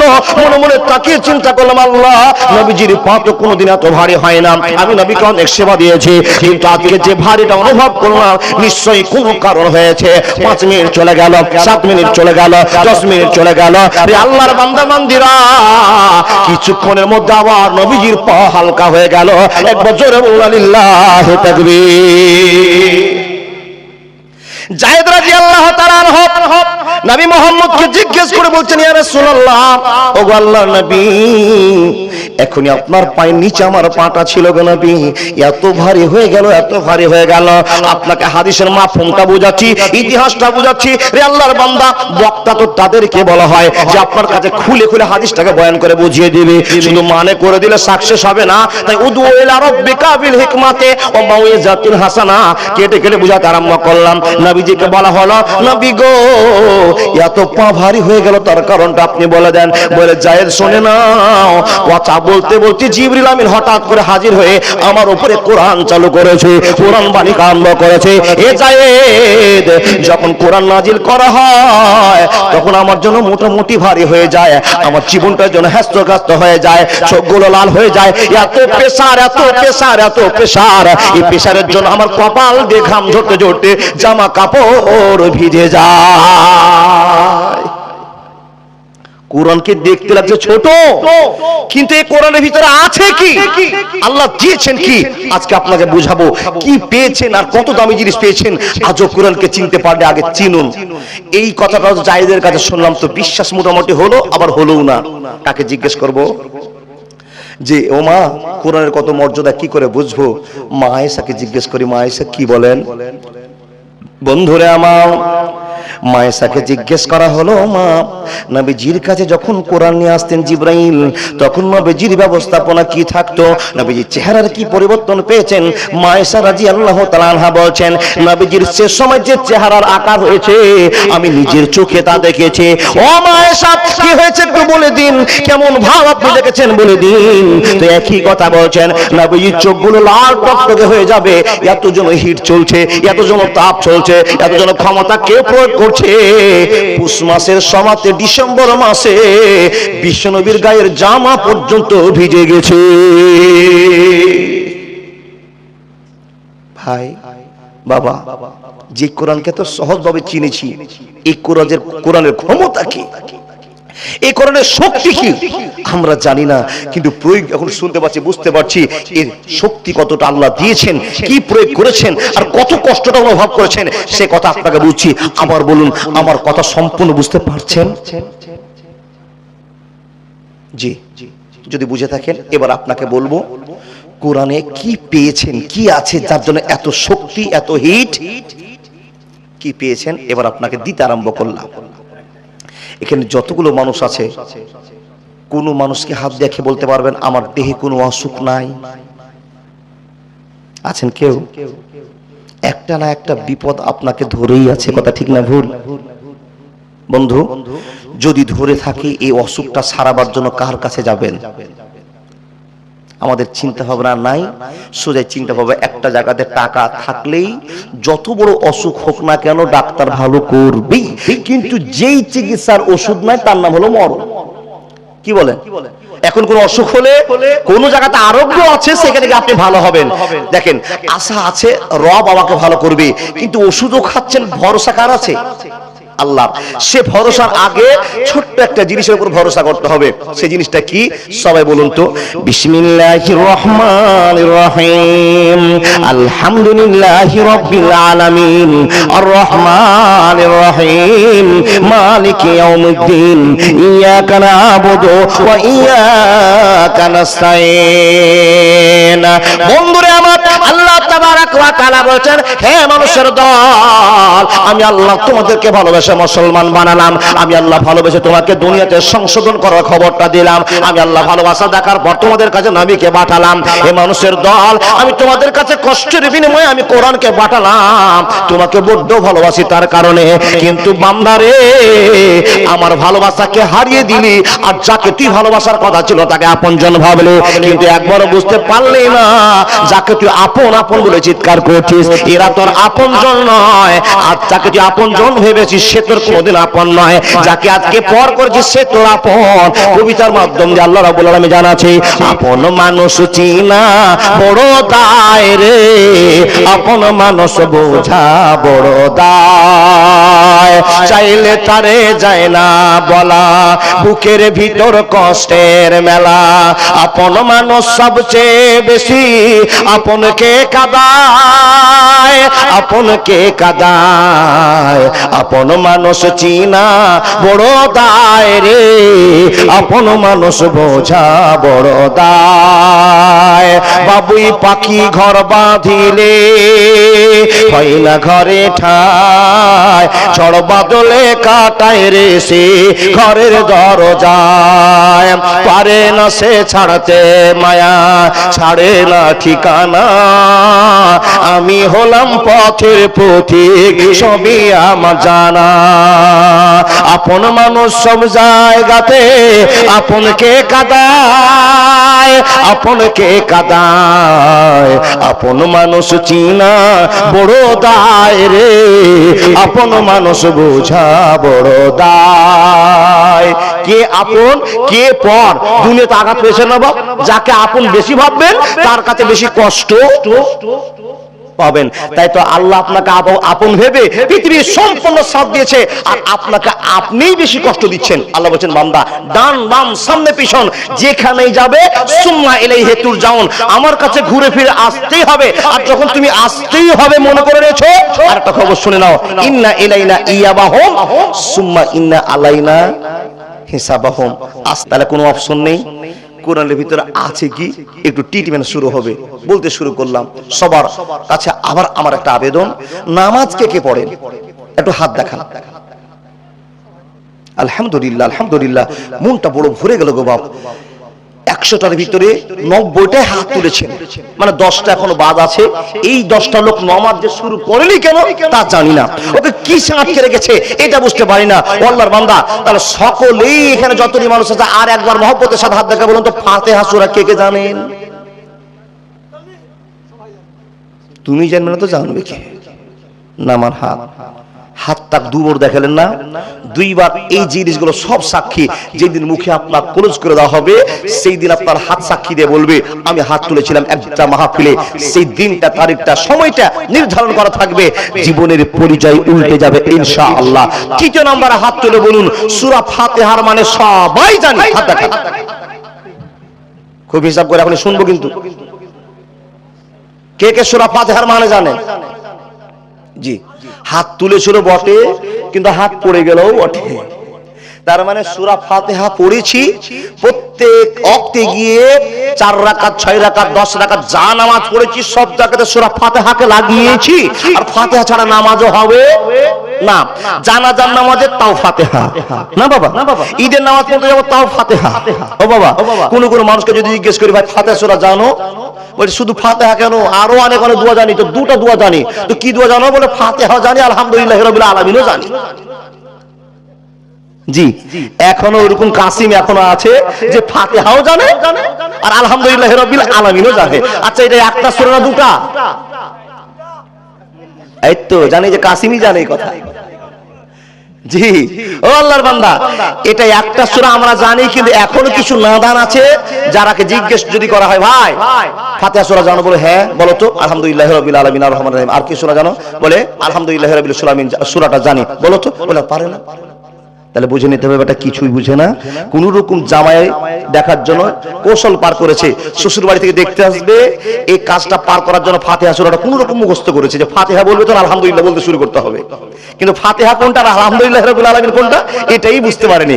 এরকম হাজার আছে কিনা? এখানেই বসে আছে বাবা, হাসলে কি হলো? এখানে আসলেই বসে আছে। ও বাবা, তাহলে এতদিন থেকে আপনি নামাজ পড়লেন, সূরা ফাতিহার মানে জানলেন না। আচ্ছা, মন আপনার নামাজ পড়ে ভরেছে? যদি সূরা ফাতিহা পড়ে আল্লাহকে বুঝাতে না পারলেন আমি কি বললাম, তার নামাজ পড়ে আপনি স্বাদ পাননি। সবে বলুন রব্বানা লাকাল হামদ হামদান কাসীরান তাইয়্যিবান মুবারাকান ফিরে বলি কিনা? আচ্ছা, এর মানেটা কারো জানা আছে? ইন্না লিল্লাহি ওয়া ইন্না ইলাইহি রাজিউন বলুন। আল্লাহুম্মা গফিরলি হাইয়ানা ওয়া মাইয়াতানা চলে গেল একদিকে। ও বাবা, আত্তাহিয়াতু লিল্লাহি ওয়াস সালাওয়াতু ওয়াত তাইয়্যিবাতু জানা আছে? সামি আল্লাহু লিমান হামিদা মানে জানা আছে? আহা, কিন্তু সবাই নামাজ পড়ি, 60 বছর থেকে নামাজ পড়ছি, কিন্তু কি বললাম আর কি আল্লাহ বললো এখন পর্যন্ত জানি না। ওই জন্য তো বলি নামাজ পড়ার পর এত মানুষের গোলমাল হয় কি করে, মসজিদে কেন মারামারি হয়? আল্লাহর বান্দা এখান থেকে বুঝে নিতে হবে, বেটা নামাজ পড়েছে 5 ঘন্টা ধরে কিন্তু নামাজ কাজে লাগাতে পারেনি। বুঝেননি? মাওলানা আমাদের নামাজ হয়েছে এই কথা তো বলতে পারবো না। আপনার রব যা দয়া বেশি, আপনি এত সিজদা তাহাজ্জুদ নামাজ পড়েছেন, নামাজ সিজদা দিয়েছেন, দোয়া করেছেন, আল্লাহ আপনার কথা শুনেছে। কিন্তু আপনার কথা শোনার সঙ্গে সঙ্গে আল্লাহ আপনাকে খবর যে বান্দা ফাঁকা মাঠে গুলি ঝাড়ছিস রে, লাগলে লাগলো, না লাগলে না লাগলো। আমাদের নামাজটা তাই হয়েছে, এত দিন থেকে নামাজ পড়ছি কিন্তু মানে মতলব জানি না, আল্লাহকে কি বলে আসলাম আর কি আল্লাহ আমাকে বলছে এটাই বুঝতে পারেনি। আজকে বুঝবো, জানবো এই সূরা ফাতিহার ভিতরে আছে কি। ও বাবা, 114টা সূরার ভিতরে সবচাইতে দামি সূরা কে? সূরা ফাতিহা। বলে কেন? যদি দামি না হতো তো 1 নম্বরে এই সূরাটাকে আল্লাহ দিলেন কেন? তাই না? বন্ধুরে আমার, এখন আজকে ছোট্ট সময়ের ভিতরে জানবো সূরা ফাতিহার কত মূল্য, কত দাম। বন্ধুরে আমার, সূরা ফাতিহা, সূরা বাকারা, এই করে করে সূরা নাস পর্যন্ত যত সূরা আছে সবচেয়ে দামি সূরার নাম হলো সূরা ফাতিহা। এখানে মাত্র 7টি আয়াত আছে, আর 7টা আয়াতের ভিতরে কত গুণ ভরা আছে, কত ভালোবাসা আছে। বন্ধুরে আমার, পৃথিবীতে যত বক্তা আছে সব মানুষগুলো যদি, সব বক্তাগুলো যদি সূরা ফাতিহাকে নিয়ে যদি আলোচনা করতে শুরু করে যায়, বছর বছর শেষ হয়ে যাবে, সূরা ফাতিহার গুণ বলে শেষ করতে পারবে না। হে আল্লাহর বান্দারা, তাই তো আপনাকে সংক্ষিপ্ত আকারে শোনাতে আরম্ভ করলাম। একবার মানে আপনি বুঝে নেন, আলহামদুলিল্লাহি রাব্বিল আলামিন, সমস্ত প্রশংসা আল্লাহ তোমার। একটা হলো, 2 নম্বরটা বলতে আরম্ভ করলাম আর রহমানির রহিম, মানেটা বুঝে নেন, তুমি রহমান তুমি রহিম। শর্ট করে বলছি বাবু বুঝার জন্য। মালিক ইয়াউমিদ্দিন, বিচার দিবসের তুমি একমাত্র মালিক। ইয়াকা না'বুদু ওয়া ইয়াকা নাস্তাইন, তোমারই ইবাদত করি, বিপদে পড়লে তোমার কাছে সাহায্য চাই। ইহদিনাস সিরাতাল মুস্তাকিম, আল্লাহ তুমি আমাদের চলনের গঠনটা সোজা পথ বানিয়ে দাও। 4 নম্বর চলে গেল, 5 নম্বর চলে গেল, 6 নম্বর আপনি বলছেন সিরাতাল লাযিনা আন'আমতা আলাইহিম। সবাই একবার মুখ থেকে বলুন না, সিরাতাল লাযিনা আন'আমতা আলাইহিম গায়রিল মাগযুবি আলাইহিম ওয়ালাজ্জালিন। আমিন। আচ্ছা, আমিন মানে কি? কবুল করো। কি দোয়া করলেন? সমস্ত প্রশংসা তোমার, তুমি রহমান তুমি রহিম, বিচার দিবসের তুমি একমাত্র মালিক। 4th নম্বর আপনি বলছেন, তোমার ইবাদত করি, বিপদে পড়লে তোমার কাছে চাই। সিরাতাল লাযিনা আন'আমতা আলাইহিম, মাবুদ গো, সমস্ত নায়কের পথ তুমি আমাদেরকে দেখাও, যে সমস্ত নায়কগুলোকে তুমি কবুল করে নিয়েছো, গ্রহণ করে নিয়েছো, জান্নাতের নায়ক নায়িকা বানিয়ে দিয়েছো, তাদের পথ দেখাও। গায়রিল মাগযুবি আলাইহিম, ওদের পথ তুমি দেখাও না, যে পথের মানুষগুলোকে তুমি গোমরাহ পথে ছেড়ে দিয়েছো, ওই পথের আমরাকে পথিক বানিয়ে দিও না। বন্ধুরে আমার, গায়রিল মাগযুবি আলাইহিম ওয়ালাজ্জালিন, আমিন বলে আপনি সাপোর্ট করলেন। বন্ধুরে আমার, এত সুন্দর কথাটা কতটা দাম, কতটা মূল্য আপনাকে আজকে বোঝাতে চেয়েছি। হে আল্লাহর বান্দা বান্দিরা, সূরা ফাতিহার কত দাম। এই সূরা ফাতিহাটাকে 14টা ভাগে ভাগ করা হয়েছে। আমরা একটা জানি সূরা ফাতিহা, কিন্তু সূরা ফাতিহা আরো 13খানা নাম আছে। এই সূরাটার কত দাম আপনাকে বলি। আল্লাহর বান্দা, একখানা হাদিস বললে বুঝতে পারবেন এই কোরআনের ভিতরে আল্লাহ দিয়েছেন কি। যতটি সূরা আছে তার ভিতরে যতটি আয়াত আছে, এক একটা সূরা এক একটা আয়াতের মানে আসমান জমিন পাহাড় নিতে পারেনি, তার জন্য ত্যাগ করেছিল আল্লাহ। আমরা পারবো না, আমরা মানুষ নিয়েছি। আজকে এক একটা আয়াতের মানে আপনাকে বলে যাচ্ছি। আল্লাহর বান্দা, আপনাকে বলি, এই করে করে সূরা ফাতিহার অনেকটি নাম আছে, তার ভিতরে একটা নাম হলো সেফা। কি বললাম? তাহলে একটা ফাতিহা, এই সূরা ফাতিহাকে আরেকবার বলা হয় সেফা, আরেকবার বলা হবে উম্মুল কোরআন।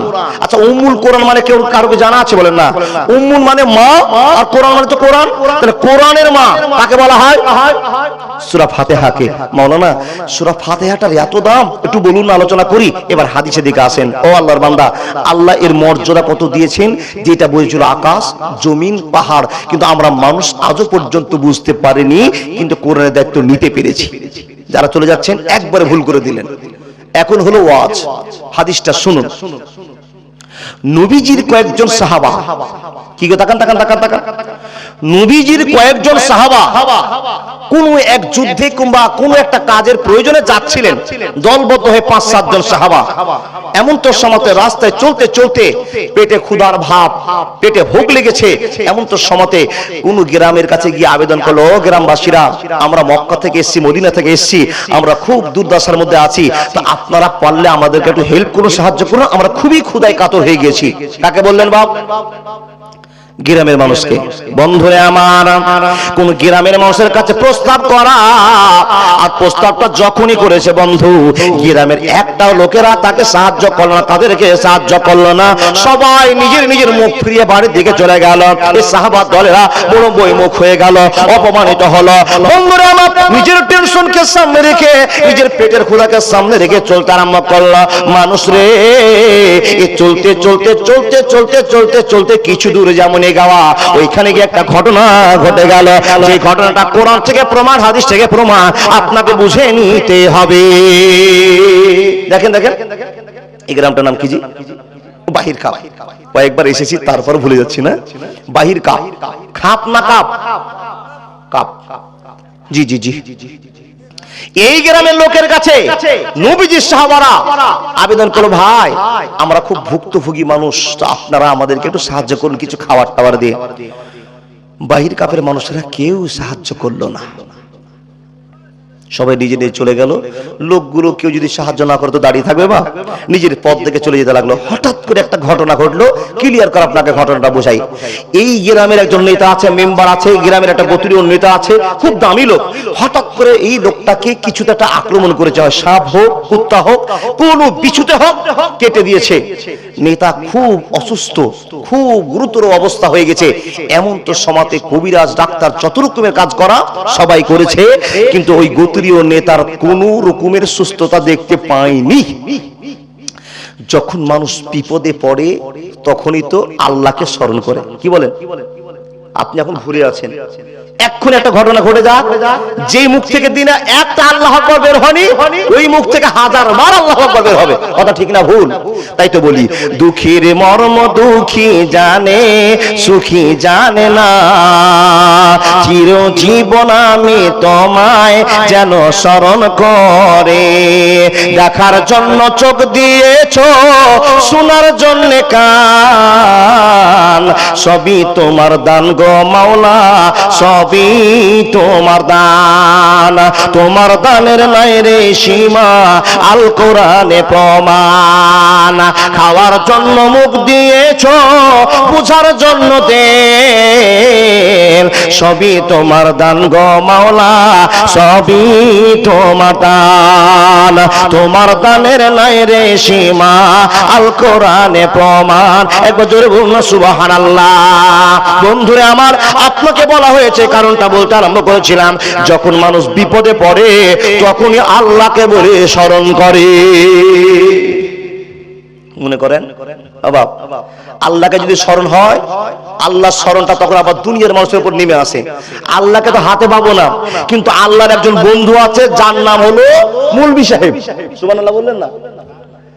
আল্লাহকে তো হাতে পেলেন না, বিপদে পড়ে গেছেন। যখন বড় বিপদ, তখন আপনার আল্লাহর কথা স্মরণ হলেই মৌলভীর কথা স্মরণ হবে। কথা ঠিক না ভুল? দেখেন, একটা বাচ্চা কোন ঘটনা ঘটে গেছে, তখন আপনি কি করলেন জানেন? এদিক ওদিক সব কবিরাজি শেষ হয়ে গেল। লাস্টে মক্তবের মুলবিকে বলছেন, ভাই একটু পানি পড়ে দাও না জি। একটা শিশিতে করে বোতলে করে পানি নিয়ে গেছেন। মুলবি সাহেব বলছে, হ্যাঁ গো, দুনিয়া সব শেষ করে দিয়ে আমার মতো খ্যাপা মুলবির কাছে এসো ফুঁক দিতে, আমার ফুঁকে আর কত কাজ হবে। কিন্তু বাপ সবকিছু শেষ করে দেওয়ার পর মৌলভী সাহেবের কাছে এসেছেন। মৌলভী সাহেব 3টা ফোঁক মেরেছে। আচ্ছা বলুন তো, কোন কালাম বলে ফোঁক মারে আপনাদের জানা? সূরা ফাতিহা। আচ্ছা আপনি তো হাজারবার ফোঁক দিয়েছেন, তো ফোঁকে কাজ হয়েছে? মাওলানা সাহেব কি করে কাজ হবে? জয়টা ফোঁক মেরেছি, আর ফোঁকের সঙ্গে 1000টা গুটকার দানা পড়েছে, ওই ফোঁকে কাজ হবে? জয়বার ফুঁক মেরেছি তো এবার খালি গুটকা বের হয়েছে মুখ থেকে, তো ফুঁকে কাজ হবে? তো বাপ, তো বিশ্বাস কাকে মনে হলো আপনার? আল্লাহকে যখন আপনি বলো, আল্লাহ আমাকে সুস্থ দান করো, আল্লাহ বলছে, যা মসজিদে কোরআন রাখা আছে আর মসজিদের মুলবি রাখা আছে, ওই কাছে খোঁজ কর ইমানের সাথে। ইন্নাল্লাহা তাইয়্যিবুন লা ইকবালু ইল্লা তাইয়্যিবা। ও বান্দা বান্দিরা যাও, আমার মুলবি সাহেব রাখা আছে, ইমানের সাথে যদি সূরা ফাতিহা বলে ফুঁক মেরে দেয়, আমি আল্লাহ সাহায্য করব, কেউ রক্ষা করতে পারবে না। আপনাকে বলি, মুলবিকে যখনই আপনি খারাপ মনে করেন, যেরকম আপনি ভাবেন মুলবির কাছে একদিন যেতেই হবে, আপনাকে হাজির হতে হবে। যদি জিন্দাতে না হয় মরণেও আপনাকে মুলবির দিকে তাকিয়ে থাকতে হবে। আপনার কাছে যে লোকটাকে জানাজা পড়বে একটা মুলবি নাই, যাকে আপনি ঘৃণা মর্জি করছিলেন, সেই মুলবি কোন দিক থেকে জুটে গেছে আপনার জানাজাতে, জানাজার সামনে আছে। মুলবির সঙ্গে বেশি ফাজলামো করিয়েন না, তো জানাজা টেঁড়া করে বলে দিয়ে, জানাজা টেঁড়া করে বলে দিয়ে কবরে শাস্তির ব্যবস্থা করে দিবে। বাপন না মুলবি, দেখেন মুলবি সাহেবকে সম্মান দিন, জীবনের সম্মান পাবেন। মুলবি সাহেবকে দেখতে খ্যাপা মনে হয়, পাগল মনে হয়, তার কারণ মুলবি সাহেবের বড় বড় দাড়ি উড়ে একদিকে চলে গেছে, হাওয়া বইছে, তুমি দেখ দেখ দেখ দেখ দেখ দেখ মুলবি সাহেব কত পাগল। মুলবি সাহেব দাড়িতে চলে গেছে, দাড়িটাকে ছাড়তেও জানে। পাঞ্জাবি আর পায়জামা পরে সাইকেল আছে, বাবা পাঞ্জাবি উড়ে কোথায় চলে গেছে পিছনে, আর এদিকে পা দুটো বেরিয়ে আসে। মানুষ বলছে দেখ কত পাগলা। ও বাবা, যাকে পাগল মনে করছেন এ আসলে পাগল নয়। দুনিয়ার পাগল হলে আখিরাতের পণ্ডিত। জোরে বলুন সুবহানাল্লাহ। আমার ভাই কাসিম বসে আছে, একে আমরা সবাই পাগল মনে করি না বাবা, কিন্তু এর সঙ্গে যারা বন্ধুত্ব রাখবে কিয়ামতের মাঠে এই কাসিম হবে পণ্ডিত আর আমরা হব বোকা। এই কথাটা আমি আমার মুখ থেকে বলছি না, মুখ আমার, ঘটনা বিশ্বনবী বলে যায়। যাকে আপনি পাগল মনে করছেন সে আসলে পাগল নয়। এরা একই বলছিলাম, এই গ্রামের লোকেরা ঝাড়ফুঁক করলো বটে, কোনো মতে শান্তি পেল না। কেউ বললো হাগো, যে লোকগুলো আমাদের কাছে খাওয়ার চেয়েছিল ওই লোকগুলো তো মুলবি মাওলানা পাঞ্জাবি বলা লোক, টুপিওয়ালা লোক, নিশ্চয়ই ভালো লোক, তো সে লোকগুলোর কাছে চলো তো খবর নিয়ে। বন্ধু আমার, যখনই কারো মনে কথাটা ধরা পড়া মুলবি সাহেবের কাছে দাম আছে, পাঞ্জাবের পড়া লোক ভালো হতে পারে, দাড়িওয়ালা লোক ভালো হতে পারে, ওরা ফুকফাক অনেক কিছু জানা থাকতে পারে, তো চলো চলো চলো ওই লোকগুলোর কাছে খবর নেওয়া যাক। ওই লোকগুলোর কাছে খবর নিতে গিয়ে বলছে, ভাইরা রে, তোমরা তো 7 জন 10 জন 15 জন লোক আছো, আমাদের বংশীয় একজন লোককে, আমাদের মেম্বারকে, আমাদের প্রধানকে, আমাদের এমএলএ কে সাপে কামড়ে নিয়েছে, কুকুরে কামড়ে নিয়েছে, একটা ক্ষতির মধ্যে পড়েছে। তো তোমাদের ভিতরে কেউ কি কবিরাজ আছে যে কবিরাজ ফুঁক দিয়ে আমাদের এই নেতাকে ভালো করতে পারে? গোটা গ্রামের লোকেরা খবর পাঠাচ্ছে। নবীজির সাহাবাদের মধ্য থেকে একজন সাহাবা বলছে, আমি জানি কবিরাজি। সুবহানাল্লাহ বলুন। কবিরাজি জানো? বলে কি কবিরাজি জানো? বলে যে কোনো অসুখের জন্য আমি কবিরাজি জানি, বা বুঝার জন্য আছে। সেই লোকটাকে বলছে, ভাই যখন আপনি কবিরাজি জানেন, যখন আপনি দুয়া সূরা করতে জানেন, তো চলুন তো আমাদের নেতাকে ফুঁক দিয়ে আপনি ভালো করেন, আপনি কবিরাজিটা চালু করে দেন। কবিরাজ বলছেন, না না না, অত বোকা কবিরাজ আমরা না। কেন না? কেন না? হে মানুষের দল, বিপদে তোমরা মুলবিকে মনে করবে, আর আনন্দের সময় মুলবি মনে থাকবে না। তোমাদেরকে ঠেকিয়ে ছাড়বো, বিনা টাকাতে ফুঁক মারা হবে না। মার্বেল পাথরে উঠলো সে যে মসজিদের গড়ন, আজও বাড়েনি বাড়বে কবে ইমামদের বেতন, আজও বাড়েনি বাড়বে কবে ইমামদের বেতন। মার্বেল পাথরে উঠলো সে যে মসজিদের গড়ন, আজও বাড়েনি বাড়বে কবে মুলবিদের বেতন, আজও বাড়েনি বাড়বে কবে ইমামদের বেতন। আমার ছেলে মেয়ে পড়ে অনেক দামি স্কুলে, 10,000 টাকা বেতন লাগে প্রতি মাস গেলে, ঠিক না ভুল? ও বাবা, যে ইমামকে বেতন দিয়েছেন মাত্র 3,000 টাকা, তার টাকার কথা শুনে যান। গ্রামের লোকের সুখের শেষ নাই, আর ইমামের পরিবার চলে না, বাধ্য করে 5,000 আটকে রেখেছেন। নামাজ পড়েন, নামাজ কাজে লাগবে না। মুসলমান আছেন কোথায়? বিপদের সময় মুলবি সাহেব মনে পড়েছে, যাকে আপনি 3,000 টাকা দিয়ে আটকে রেখেছেন। ও আল্লাহর বান্দা, সময় দূর দূর করে পার হতে চলেছে, আপনাকে বুঝাই। ওই লোকগুলোকে বলছেন, নবী সাহাবাদেরকে, ভাই চলো না জি, আমাদের নেতাকে এরকম আক্রান্ত করেছে, সব জায়গায় ডাক্তার কবিরাজ করলাম, কোনো জায়গায় ভালো করতে পারলাম না, তোমরা যখন পারবা তো চলো। বন্ধুরা আমার, যখনই এই কথা লোকেরা প্রস্তাব রাখা, ওই কবিরাজরা বলছেন, নবীজির সাহাবারা বলছেন, না না না, ততক্ষণ পর্যন্ত আমরা যাব না যতক্ষণ পর্যন্ত আমাদের সঙ্গে কন্টাক্ট না হবে। আজ কিসের কন্টাক্ট? বলছে মুলবি সাহেবরা বিনা টাকায় ফুঁক মারে না, বুঝেননি? বিনা টাকায় ফুঁক মারে না। বলে কি নিবা? বলে 30টা ছাগল দিলে ফুঁক মারবো না, মারবো না। এত বড় কথা? বলে হ্যাঁ, তোমরা আমাদেরকে খাবার দিতে পারোনি, খারাপ মনে করেছো, ধারে সোদে আসলে পরিপূর্ণ করে ছাড়বো। তাই ভাই তোমার ফোনে যদি কাজ হয় আমরা 30টাই বকরি দিব, জোরে বলুন সুবহানাল্লাহ। এর আল্লাহর বান্দারা, কবিরাজকে নিয়ে আসা হলো, কবিরাজ দাঁড়িয়ে গেল লোকটার কাছে।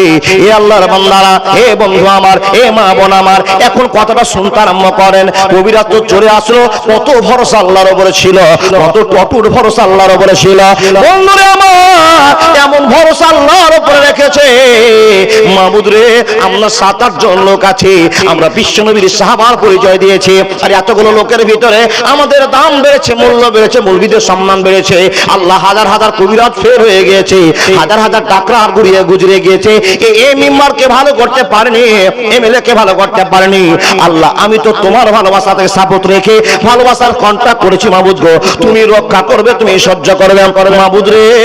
তুমি যদি আরোগ্য না করো, পৃথিবীর কোনো ডাক্তার নাই এই রোগীকে ভালো করে দেয়। দেখেন দেখেন দেখেন, তাহলে এবার শুনেন। কবিরাজ সাহেব আসার পর লোকটাকে দেখে মাথার দিকে দাঁড় করে শুরু করেছে, বিসমিল্লাহির রহমানির রহিম, আলহামদুলিল্লাহি রাব্বিল আলামিন, আর রহমানির রহিম, মালিক ইয়াউমিদ্দিন, ইয়াকা না'বুদু ওয়া ইয়াকা নাস্তাইন, ইহদিনাস সিরাতাল মুস্তাকিম, সিরাতাল লাযিনা আন'আমতা আলাইহিম, গায়রিল মাগযুবি আলাইহিম ওয়ালাদ-দাল্লিন।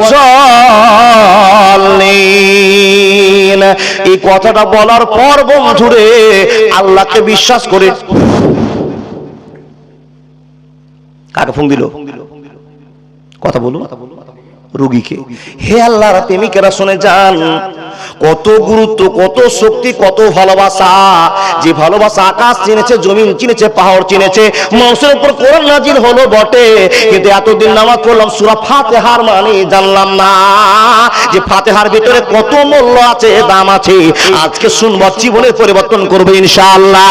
বন্ধুরা আমার, দ্বিতীয়বার আবার ঠোক মারতে আরম্ভ করেছে, আলহামদুলিল্লাহি রাব্বিল আলামিন, আর রহমানির রহিম, মালিক ইয়াউমিদ্দিন। সম্পূর্ণ বলার পর আবার ফোঁক মেরেছে, 3টা ফোঁক দিয়েছে, কেউ বলে 1টা ফোঁক দিয়েছে। বন্ধুরে আমার, সকলেই ফোঁক দেওয়া, ওই বিষে কাতর রোগীটা টাটকা হয়ে বিছানায় বসে গিয়ে আল্লাহর প্রশংসা করবে কি? কবিরাজের প্রশংসা চালু হয়েছে। একবার জোরে বলুন না সুবহানাল্লাহ। এখন যদি কবিরাজকে বলি, ও কবিরাজ, তোমার ফুঙে যদি এত বড় বিষ পানি হয়ে যায়, তুমি কি বলেছো? কবিরাজ বলবে আপনাকে, সোজা বলবে, যা কোরআন দেখা, খবর ভালো হবে। যদি বলে দেয় কোরআনে খুঁজে পাওয়া যাবে না, জানেননি, আজকে জানলেন। ও বন্ধু, যত বড়ই বিপদ হোক না কেন, শুধু আপনি সূরা ফাতিহাকে সম্মান দিয়ে, কিন্তু একটা শর্ত আছে, ইন্নাল্লাহা তাইয়্যিবুন লা ইকবালু ইল্লা তাইয়্যিবা। আল্লাহ পবিত্র ছাড়া আপনার ফুঁক গ্রহণ করবে না। পবিত্র হয়ে ফুঁক দেন, কাজে লাগবে ইনশাআল্লাহ। মাবুদ, আপনার বাচ্চা দম আটকে দিয়েছে। এবার আমার জীবনে একটা গল্প করছি বাপ। আমি একটা ছোট মুলবি, অত বড় পারেজগার নয়, নামাজটা ঠিকঠাক টেনে টুরে শোধ করি আল্লাহকে। 2 নম্বর কাজ থেকে জীবন বাঁচিয়ে নিতে পেরেছি। আল্লাহর কাছে আশা করি, আল্লাহ 2 নম্বরই কাজ থেকে তুমি আমাকে বাঁচাও। আমার ঈমানটাকে আপনাদের সামনে তুলে দিয়ে আল্লাহর কাছে জমা দিয়ে আমি আপনাকে একটা ছোট্ট গল্প শোনাবো, আমার নিজের জীবনের গল্প। নভেম্বর মাসের 7 তারিখের গল্প।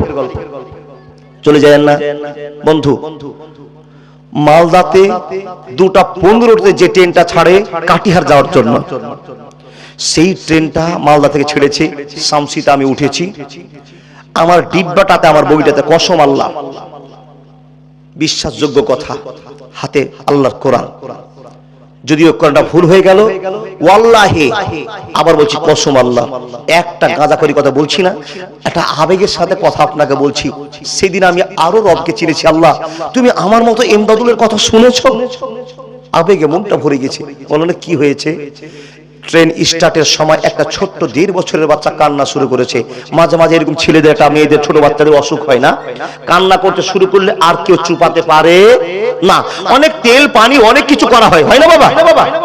ট্রেনে একই ঘটনা ঘটেছে। কেউ নাই, ট্রেনে গিজ গিজ লোক করছে বগির ভিতরে, আর 3 জন লোক, মা আর ওই বাচ্চার নানা আর নানি, ছোট্ট 1.5 বছরের সুন্দর ঝকঝকে বাচ্চা। গোটা ট্রেনের বগি অশান্তি, বাচ্চার চিৎকারে। এ বলে প্যাম্পাসটা খুলে দাও, কে বলে জামাটা খুলে দাও, বলে পেটে মনে ব্যথা করছে, অনেক ট্রিটমেন্ট হয়েছে, আমরা কিছু জানি না। হরিশ্চন্দ্রপুর যাচ্ছি যার সাথে, আল্লাহর বান্দা, এমন তো সমাতে কোন একজন বান্দা ট্রেনে উঠে বুঝতে বলে যে বক্তা সাহেব আমাকে সিট করে দিল, আমি বসে আছি। আমার সিটের 3টা সিট পরে হট করে একজন মহিলা এসে আমাকে বলছে, মৌলভী সাহেব আপনার কাছে বাচ্চাটা নিয়ে আসলাম, বাচ্চাটা 1.5 ঘন্টা 2 ঘন্টা থেকে কাঁদছে, যখন থেকে ট্রেন ছেড়েছে একবারও চোখ করেনি, নানা নানি মা 3 জনে কাঁদছে। যেমনই আমার সামনে আসা আমার তো বুদ্ধি শেষ হয়ে গেছে, আমি কোনোদিন ফুঁক দিইনি, ফুঁক মারেনি কি বলে, আর আমার কাছে এরকম রুগী চলে আসলো কি করব। কিন্তু সব লোক তো আমাদেরকে তাড়িয়ে আছে, হিন্দু মুসলমান বৌদ্ধ খ্রিস্টান যা আছে সবাই তো তাকিয়ে আছে, এই মৌলভী সাহেব কি ফুঁক জানে যে অতগুলো লোককে ভেদ করে লোকটা নিয়ে আসলো। আমি বললাম দেখেন এটা লজ্জার ব্যাপার আছে, যদি বলে আমি পারি না তাহলে তো বড় অসম্মান। কি বলেন? মেয়েটাকে বললাম বসো আমার সামনে বাচ্চাটাকে নিয়ে।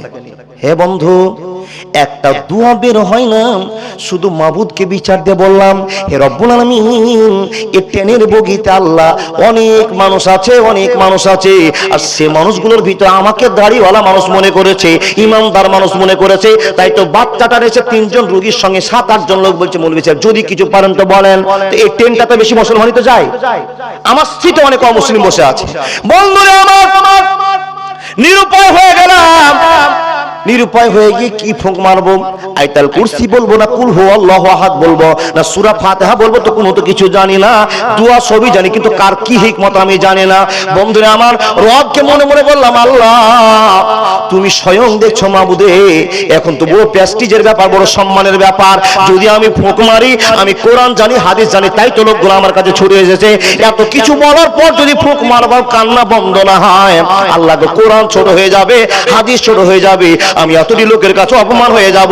এত বড় মৌলভীর কাছে গেলাম কিন্তু কাজ হলো না, আবার বিশ্বাসের জন্য কসম আল্লাহর বলতে আরম্ভ করেছে, রে আল্লাহর বান্দা কি বলবো কি বলবো কি বলবো, বাচ্চা কেঁদেই যায়, চোখ বন্ধ করে, একবার চোখটা খুলে না, আমি 3 বার সূরা ফাতিহাকে তেলাওয়াত করলাম, আবার বলছি কসম আল্লাহ 3 বার করলাম আমি সূরা ফাতিহা, তারপরে 3 বার আয়াতুল কুরসি, 3 বার কুল হুয়াল্লাহু আহাদ, কুল আউযু বিরাব্বিল ফালাক, কুল আউযু বিরাব্বিন নাস, ফুঁক দিতে যায়, ফুঁক দিতেই আছে, ফুঁক দিতে আছে। বন্ধুরে 7 মিনিট 8 মিনিট ধরে ফুঁক দিলাম, বাচ্চার কান্না বন্ধ হলো না। হে বন্ধু, আমি তো বিচলিত হয়ে গেলাম, কান্না যদি বন্ধ না হয় তো সবাই তো আমার দিকে তাকিয়ে আছে, কান্না বন্ধ হয় না।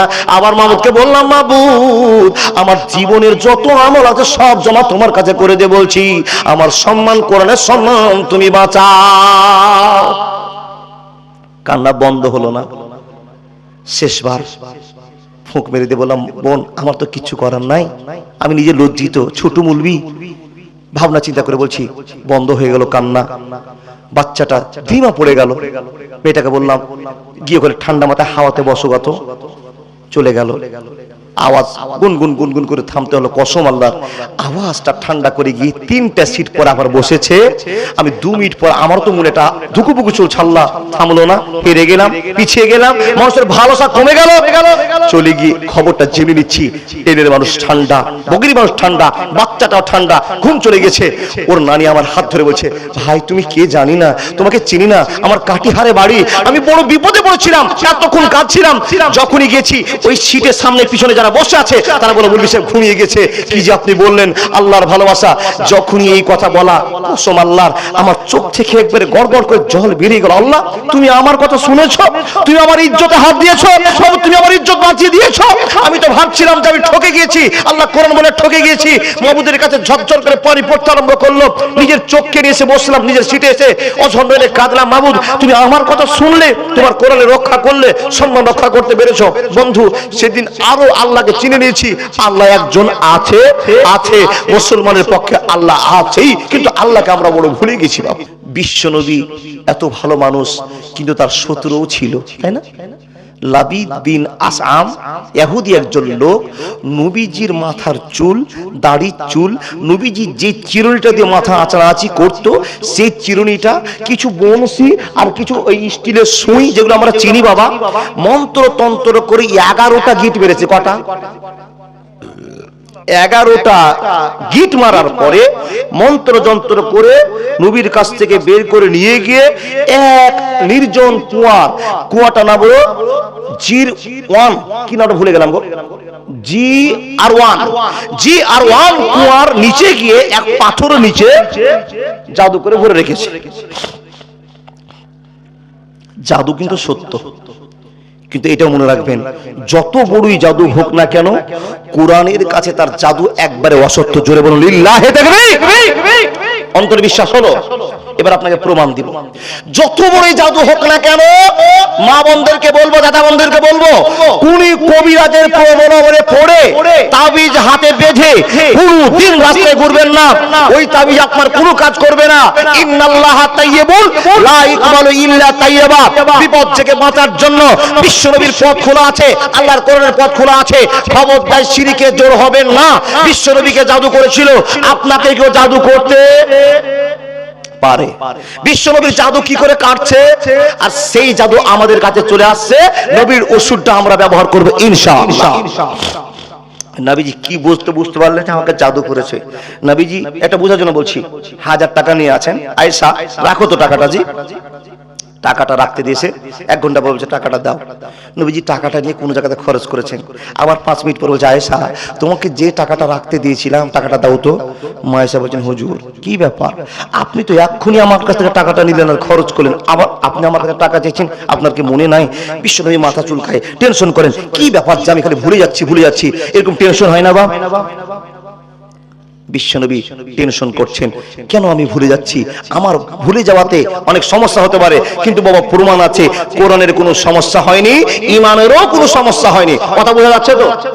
কোরআনেরও কোনো সমস্যা হয়নি, ইমানেরও কোনো সমস্যা হয়নি, কিন্তু নবী মাঝে মাঝে ভুলে যেতেন। দোয়া করছেন। দেখেন আমার পূর্বের বক্তা নাদবি সাহেব উনি বললেন, আল্লাহকে যদি ভালো করে বুঝাতে পারেন, আপনি যা বলবেন আল্লাহ তাই শুনবেন।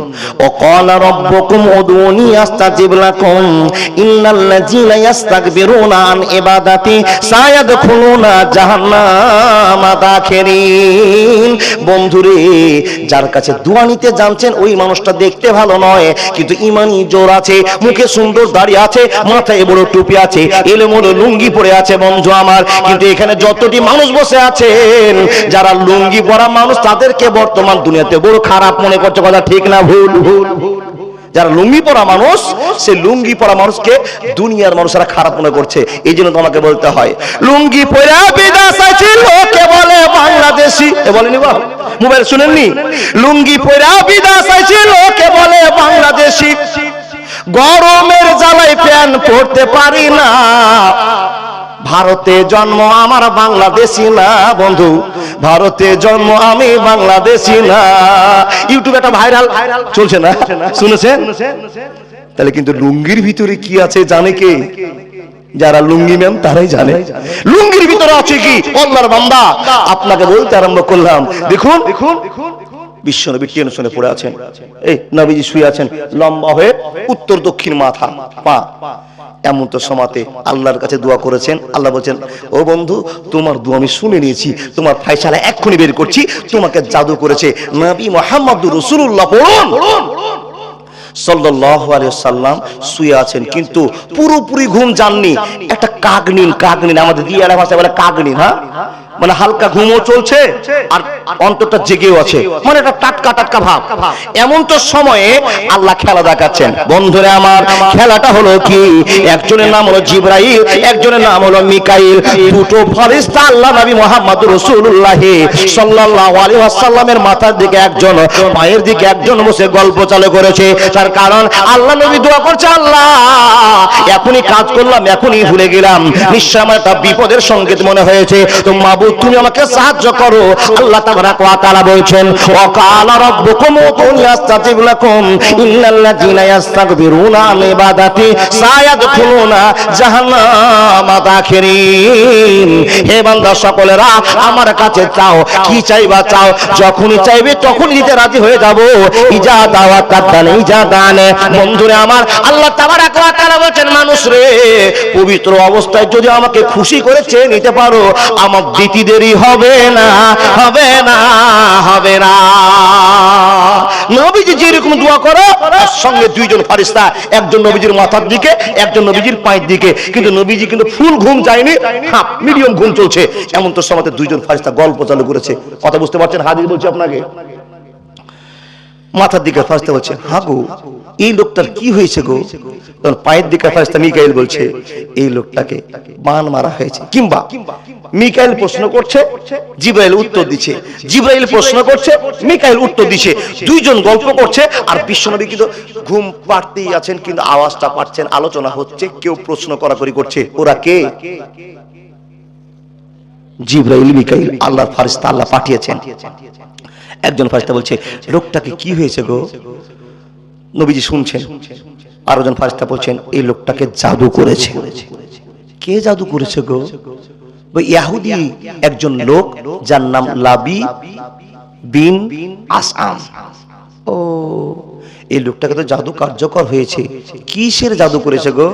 বলে ওর মাথার চুল, তার চিরুনির নখের ডানা কিছু মন্ত্রতন্ত্র করে এই কাজটা করে সিদ্ধান্ত নিয়েছে। ফেরেশতা বলছেন, কোথায় রেখেছে গো? তখন আরেকজন ফেরেশতা বলছে, এই জাদু করে বীরে আরওয়ান, এই কুয়ার তলদেশে এক পাহাড় পাথরের নিচে ভরে দেওয়া আছে। নবীজি সব, এই বলুন না, সব শুনছেন। বন্ধুরে আমার, কথা কমপ্লিট করে ফারেস্তা দুইজন চলে গেলেন। বিশ্বনবীর ঘুম ভেঙে গেল। নবী দেখছেন যে লোকগুলো গল্প করছিল তারা কোথায়। রে আল্লাহর বান্দা বান্দিরা, কোন গাঁজাখুরি গল্প আপনাদের সামনে করছি না।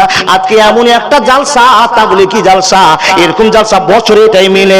বন্ধুরে আমার, রে আল্লাহ পাকের বান্দারা, এই কথা বলে যখন ফারেস্তারা চলে যায়, নবীজির ঘুম ভেঙে গিয়েছে। নবীজি আনাগোনা চালু করলেন, কে খবর দিয়ে গেল? নিশ্চয় এটা আল্লাহর ভালোবাসা। আল্লাহর ভালোবাসা বুঝতে দেরি হবে না, হবে না, হবে না। অত ইজ্জু মান তাসাও, অত জিল্লু মান তাসা, অত ইজ্জু মান তাসা, অত ইজ্জু মান তাসা, অত জিল্লু মান তাসা, অত ইজ্জু মান তাসা, অত জিল্লু মান তাসা। একবার জোরে বলুন আলিল্লাহি তাকবীর। ও সাহাবারা শোনো, কি হয়েছে গো? বলে হুজুর কি হয়েছে খবর? বলে এই সমস্যা। দুইজন ফারেস্তা এসে আমার সামনে গল্প করে গেছে, দেখো তো সেই কুয়াতে আমাকে জাদু করার খবর পেলাম, জাদু করেছে কিনা। সাহাবারা জীবন দিয়ে হলো ওই জাদুর জিনিস বের করবে। কথা ঠিক না ভুল? কি হয়েছে? 12টা। এ হে বাবা, আপনাদের বলেছিলাম যে 1 ঘন্টা, কিন্তু পার হয়ে গেছে অনেকটাই। আল্লাহ, যতক্ষণ থাকবেন তো আপনি যে খুঁটি পেয়েছেন মনে হচ্ছে সকালে এখানে হবে। সুবহানাল্লাহ। কতক্ষণ? 12টা। অতক্ষণ পারবো না গো বাবা। আমি পারবো কিন্তু অনেকক্ষণ। আপনারা পারবেন কতক্ষণ সেটা বলেন। 1টা। আমি তো বলছি ফজর পর্যন্ত থাকবো। এই দেখেন, কাসিম বলছে আমি পারবো না তখন।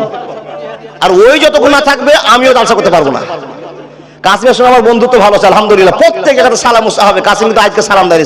সালাম দিবে না জি? উঠে এসো। আর বিয়েতে যদি জাফত না দাও না, তুমি বুঝতে পারবে। মাশাআল্লাহ।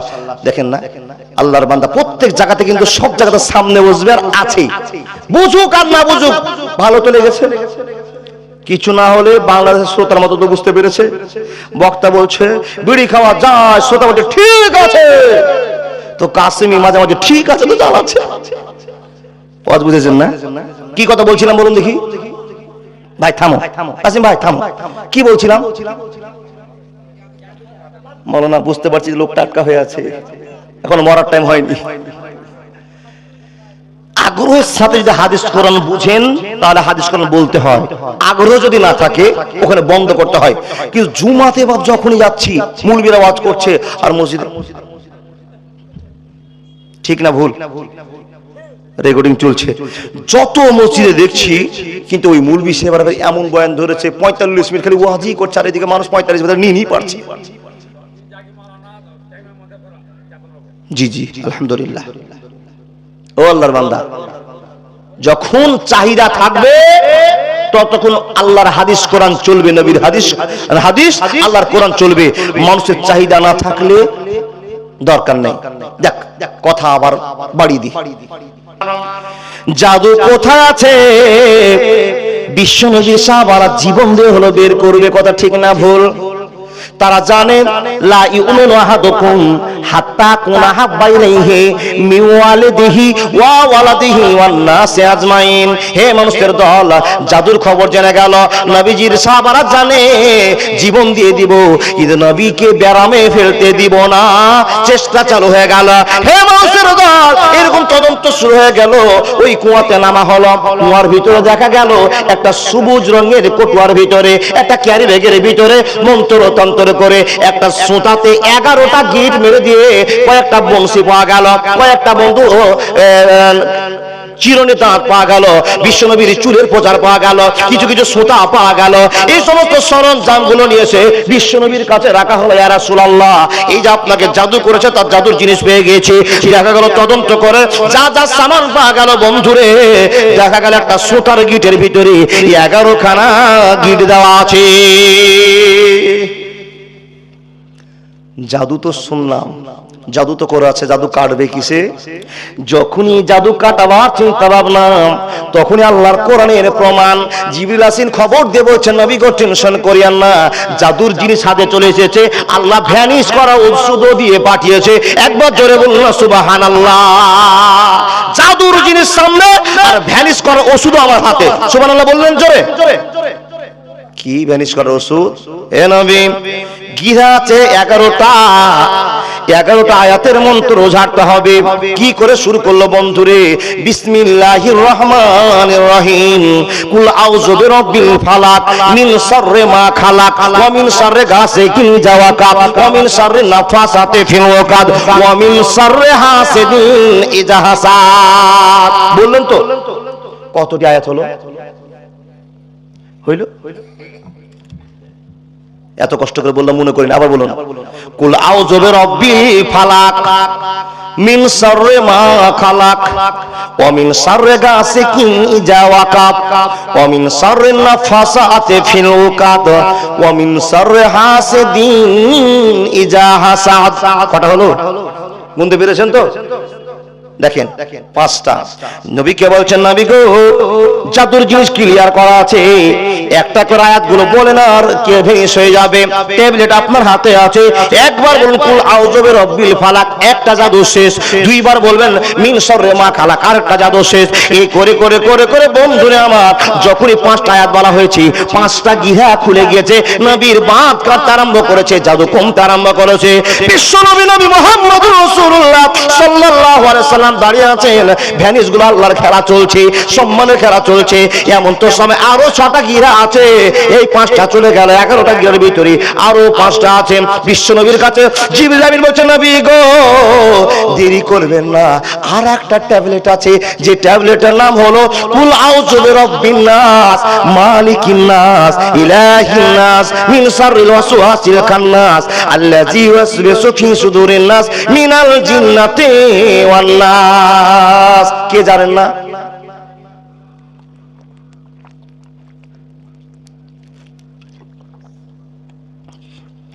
জি, ডিসেম্বরে 31টা মাস আর 27টা জালসা, জানুয়ারিতে আবার 27টা নিয়েছি। প্রত্যেক দিন 2 ঘন্টা, 2.5 ঘন্টা, 1.5 ঘন্টা। আর এই আজকে তো পানি খেতে ভুলে গেছি ঝোঁকে ঝোঁকে, কিন্তু 3 বোতল পানিও শেষ হয়। ও বাবা, আপনাকে আলোচনা শুনিয়ে দিলাম, খুব মনোযোগ দিয়ে শুনুন। আবার বলুন কুল আউযু বিরাব্বিন নাস মালিকিন নাস ইলাহিন নাস মিন শাররিল ওয়াসওয়াসিল খান্নাস আল্লাযী ইউওয়াসওয়িসু ফি সুদুরিন নাস মিনাল জিন্নাতি ওয়ান নাস। যখনই 6টা পূরণ হলো, ওইদিকে 5টা, এইদিকে 6টা। কটা হলো? সোদাতে কতটা গিট মারা ছিল? যখনই বলা বন্ধুরে, আল্লাহর ভালোবাসার কারণে সম্পূর্ণ ভ্যানিশ হয়ে গেল, জাদু মুক্ত হয়ে গেল। এখন আপনার কাছে প্রশ্ন, মানুষ রে 70 বছর বয়স হয়ে গেল, 80 বছর বয়স হয়ে গেল, 60 বছর, 40 বছর, 30 বছর বয়স হয়ে গেল, আজও পর্যন্ত জানলাম না কোরআনের ভিতরে কি পাওয়া গেল। আপনার বাচ্চা কাঁদছে, কাউকে ভূতে ধরেছে, ফুঁক দিবেন কি বলে? আর কিচ্ছু দেখা দেখি নাই। পবিত্র মন, পবিত্র দেহ, পবিত্র পোশাক, ইন্নাল্লাহা তাইয়্যিবুন লা ইয়াকবালু ইল্লা তাইয়্যিবা।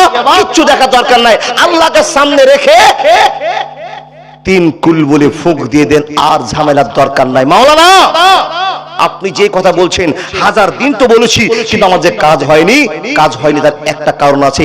আপনি পবিত্র অবস্থায় আল্লাহকে বুঝাতে পারেন, পবিত্র অবস্থায় আপনি বলতে পারেননি। যদি পবিত্র অবস্থায় বলেন তাহলে কাজ হবে ইনশাআল্লাহ, এই বিশ্বাস আপনাকে রাখতে হবে। আল্লাহর বান্দা, আমার যে অসুখ বিসুখ, আমার যে খুব ক্ষতি হচ্ছে মাওলানা, তো আপনাকে আরেকটা আমলের কথা বলে যায়। আল্লাহর বান্দা, বিছানায় শোয়ার আগেই আপনি বলছেন মাওলানা সারাদিন ভালো থাকছি, রাতে যখন বিছানায় যাচ্ছি আমাকে শয়তানে জ্বালাচ্ছে। হতে পারে কিনা? ইবলিস শয়তান দুনিয়াতে খবর খারাপ করবে কিনা? কি বলবেন? এশারের নামাজ পড়ে নিয়েছেন, আল্লাহুম্মা বিইসমিকা আমুতু ওয়া ইয়া বলেছেন, ও বাপ। তারপরে দেখেন বাঁচার জন্য আপনি 3 কুলবরে ফুঁক দেওয়ার পর মাথা থেকে নিয়ে হাত থেকে নিয়ে এই যে মেসেজ চালু করলেন, আল্লাহকে বিচারতে বলো, মাবুদ সারা রাত ঘুম পারবো, মাবুদ তুমি ঘুমেরও মালিক, মেরে ফেলো মালিক, জাগিয়ে দেওয়ারও মালিক। ও আল্লাহ, তোমাকে বিশ্বাস রেখে ঘুম পাড়তে চালু করলাম, মাবুদ তুমি ওকে সাহায্য করো, কোন শয়তান যেন আমার ক্ষতি করতে না পারে। আয়াতুল কুরসি যখন আপনি বললেন আল্লাহুম্মা বিইসমিকা আমুতু ওয়া ইয়া বলে আয়াতুল কুরসি বলছেন, আল্লাহু লা ইলাহা ইল্লা হুয়াল হাইয়ুল কাইয়ুম, এটা যখন কমপ্লিট করে আপনি বিছানায় মাথা লাগিয়ে দিলেন, বিশ্বনবী নবী মুহাম্মদ রাসূলুল্লাহ পড়ুন সাল্লাল্লাহু আলাইহি ওয়াসাল্লাম বলছেন, দুইজন আল্লাহর ফেরেশতা আপনার বাড়ির বডিগার্ড হিসেবে পাহারাদার হিসেবে চলে আসলো, আপনার গোটা বাড়িটাকে আপনার মাথার উপর ছাদ হয়ে ঢাল হয়ে দাঁড়িয়ে থাকবে। আপনার বাড়িতে কোনো শয়তান ঢুকতে পারবে না, কিন্তু আপনার বাড়িতে শয়তান দোকান বসিয়ে রেখেছে, কারণ আপনি কোনদিন আল্লাহুম্মা বিইসমিকাই বলে তো আয়াতুল কুরসির ব্যাপার দূরে থাক। আপনার ছেলেকে শুয়েছেন, দেখেন বাচ্চাকে শুয়ে যাচ্ছেন। আগেকার যুগের মারা তো ছিল যা ছিল, এখনকার মারা আরো ঢেল পোহর। আগেকার মারা কি কাজ করেছে? বাচ্চাকে ঘুমাতে নিয়ে গেছে, 1 বাত্তা 2 বাত্তা ঘর সুত্তা বাহির মুত্তা, এটা আগের যুগের মার মন্ত্র। আর এখনকার যুগের মার মন্ত্র কি জানেন? একটা জোর লাগাকে ধুম ধাড়াক্কা গান জুড়ে দিল আর বাচ্চার কানে কাছে রেখে দিল, বাচ্চা 3 মিনিট পরে ঘুম চলে গেল। এটা হলো ওর ওষুধ। আর আগেকার মায়ের ছিল ওটা ওষুধ। আল্লাহর বান্দা, আচ্ছা বলুন, আপনার ছেলেকে শয়তানে ধরবে না তো আর ওই ইমামের ছেলেকে শয়তানে ধরবে? আপনার ছেলেকে জ্বালাবে না তো ওই আর ইমানদারের ছেলেকে জ্বালাবে না? আপনি রাত গোটায় চলছে, আপনি ভুলের পথে চলেছেন। ও আল্লাহর বান্দা, তাই তো আপনাকে বলবো, কোরআনে আছে কি আপনাকে বুঝাতে আরম্ভ করেছি। কোরআনকে এখনো চিনতে পারেনি, যদি চিনে থাকেন 1 মিনিটের জন্য আপনাকে বলে যায়, কোরআনকে চিনতে পেরেছেন? চিনতে পেরেছেন? কোরআন আছে কি? সূরা ফাতিহার ভিতর পেলাম কি? কুল হু আল্লাহু আহাদ, কুল আউযু বিরাব্বিল ফালাক, কুল আউযু বিরাব্বিন নাস, পেলাম কি? কিছু বুঝতে পারলাম তো? এই যে হ্যাঁ না বলে না, কিছু পেরেছি তো আলহামদুলিল্লাহ। যখন আপনি পেরেছি এ কথা বলতে পেরেছেন, তখন আপনি মনটাকে পরিবর্তন করুন। সকালবেলা তো কামাই করতে যাব, একটাই কাজ করব, সেটা কি?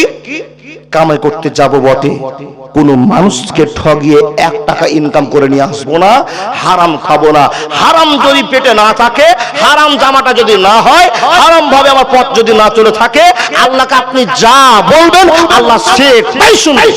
বলে মাওলানা আমার কথা আল্লাহ শুনবে? বলে হ্যাঁ বাপ, আপনার কথাই আল্লাহ শুনবে। শুধু আল্লাহর একটা শর্ত, বান্দা তুমি যে খুনি হোক, যখনই হোক, গভীর রাতে হোক, তোমাকে কেউ সাহায্য করার নাই, একমাত্র আমি আছি সাহায্য। কার কথা বলবো? ইউনূস নবীর কথা বলি বাপ। মাছে গিলে নিল, মাটির তলে পানির তলে চলে গেল, কেউ নাই, আল্লাহকে স্মরণ করলো, কি বলে? লা ইলাহা ইল্লা আনতা সুবহানাকা ইন্নী কুনতু মিনাজ জালিমিন। আল্লাহর কাছে বাঁচার জন্য আশ্রয় চাইলো। যে পৃথিবীর কোনো জিসিপি দিয়ে হোক, ক্রেন দিয়ে হোক, রসা দিয়ে হোক বাঁচার সম্ভব ছিল না, সেই ইউনূসকে বাঁচালেন কে? আল্লাহ। তাহলে সেই নবীকে বাঁচাতে পারলে আপনাকে আল্লাহ বাঁচাতে পারবে না? পারবেই বিপদ থেকে। শুধু আপনাকে পবিত্র মন নিয়ে আল্লাহর উপরে ইয়াকিন করে আল্লাহ শুনবেই, এই কথা বিশ্বাস রেখে বলতে হবে আলহামদুলিল্লাহ রাব্বিল আলামিন, ভালো হবেই হবে। একটা ট্যাবলেট খাবো না, একটা হোমি ওষুধ খাবো না, ভালো হবেই হবে, কিন্তু তাওয়াক্কুল রাখতে হবে। এই কথাগুলো আপনি বুঝতে পেরেছেন বন্ধু? এই যে কথাগুলো বললাম, তাহলে শ্রোতারও কাজে লাগলো, আমারও জীবনে কাজে লাগলো। কি বলেন? আপনাদেরও কাজে লেগেছে, আমাদেরও কাজে লেগেছে। এই কাজগুলো তখনই টিকে থাকবে, এইরকম ভালোবাসা তখনই হবে যখনই আপনারা ইমানের স্বার্থে একটা জালসা করবেন, তাবলীগী। এই তাবলীগী জালসা করতে মাইক প্যান্ডেলের খরচ আছে কিনা? আছে। দেখেন আল্লাহ তখন মানুষের উপর খুশি হয়ে যায় যখন মানুষ নিজের পকেটের কিছু কামায় আল্লাহর নামে দিয়ে দেয়। অন্যায়কারী আপনি, আল্লাহ রেগে আছেন আপনার উপরে, আপনার কষ্ট করা টাকা গেল যখন 100 টাকা দিয়ে দিবেন, এখানে আল্লাহর রাগ মাটি হয়ে যাবে। আমি বলছি না বা, বিশ্বনবী বলেছেন আল্লাহর রাগ মাটি হয়ে গিয়ে আপনাকে সাহায্য করবে। আপনি কষ্ট করে টাকা ইনকাম করে যে আল্লাহকে দেখেননি, সে আল্লাহর ভালোবাসাতে মসজিদের নামে টাকাটা দিয়ে দিচ্ছেন। কম বড় ভালোবাসা? আল্লাহ বলে বান্দা যে রাগটা ছিল মাটি করে দিলাম। তুমি 100 টাকা দিয়েছিল, এটা আমি সাদগাও বললাম, দানও বললাম। আর সাদগা হলে কি হবে জানেন? আর সাদগা তো তারাদ্দুল বালা, যত বড় বিপদ আসুক না কেন, আপনি যদি 500 টাকা সাদগা করে থাকেন, কেউ আর আপনাকে বিপদে ফেলতে পারবে না। আল্লাহ বাঁচাবে, বাঁচাবে।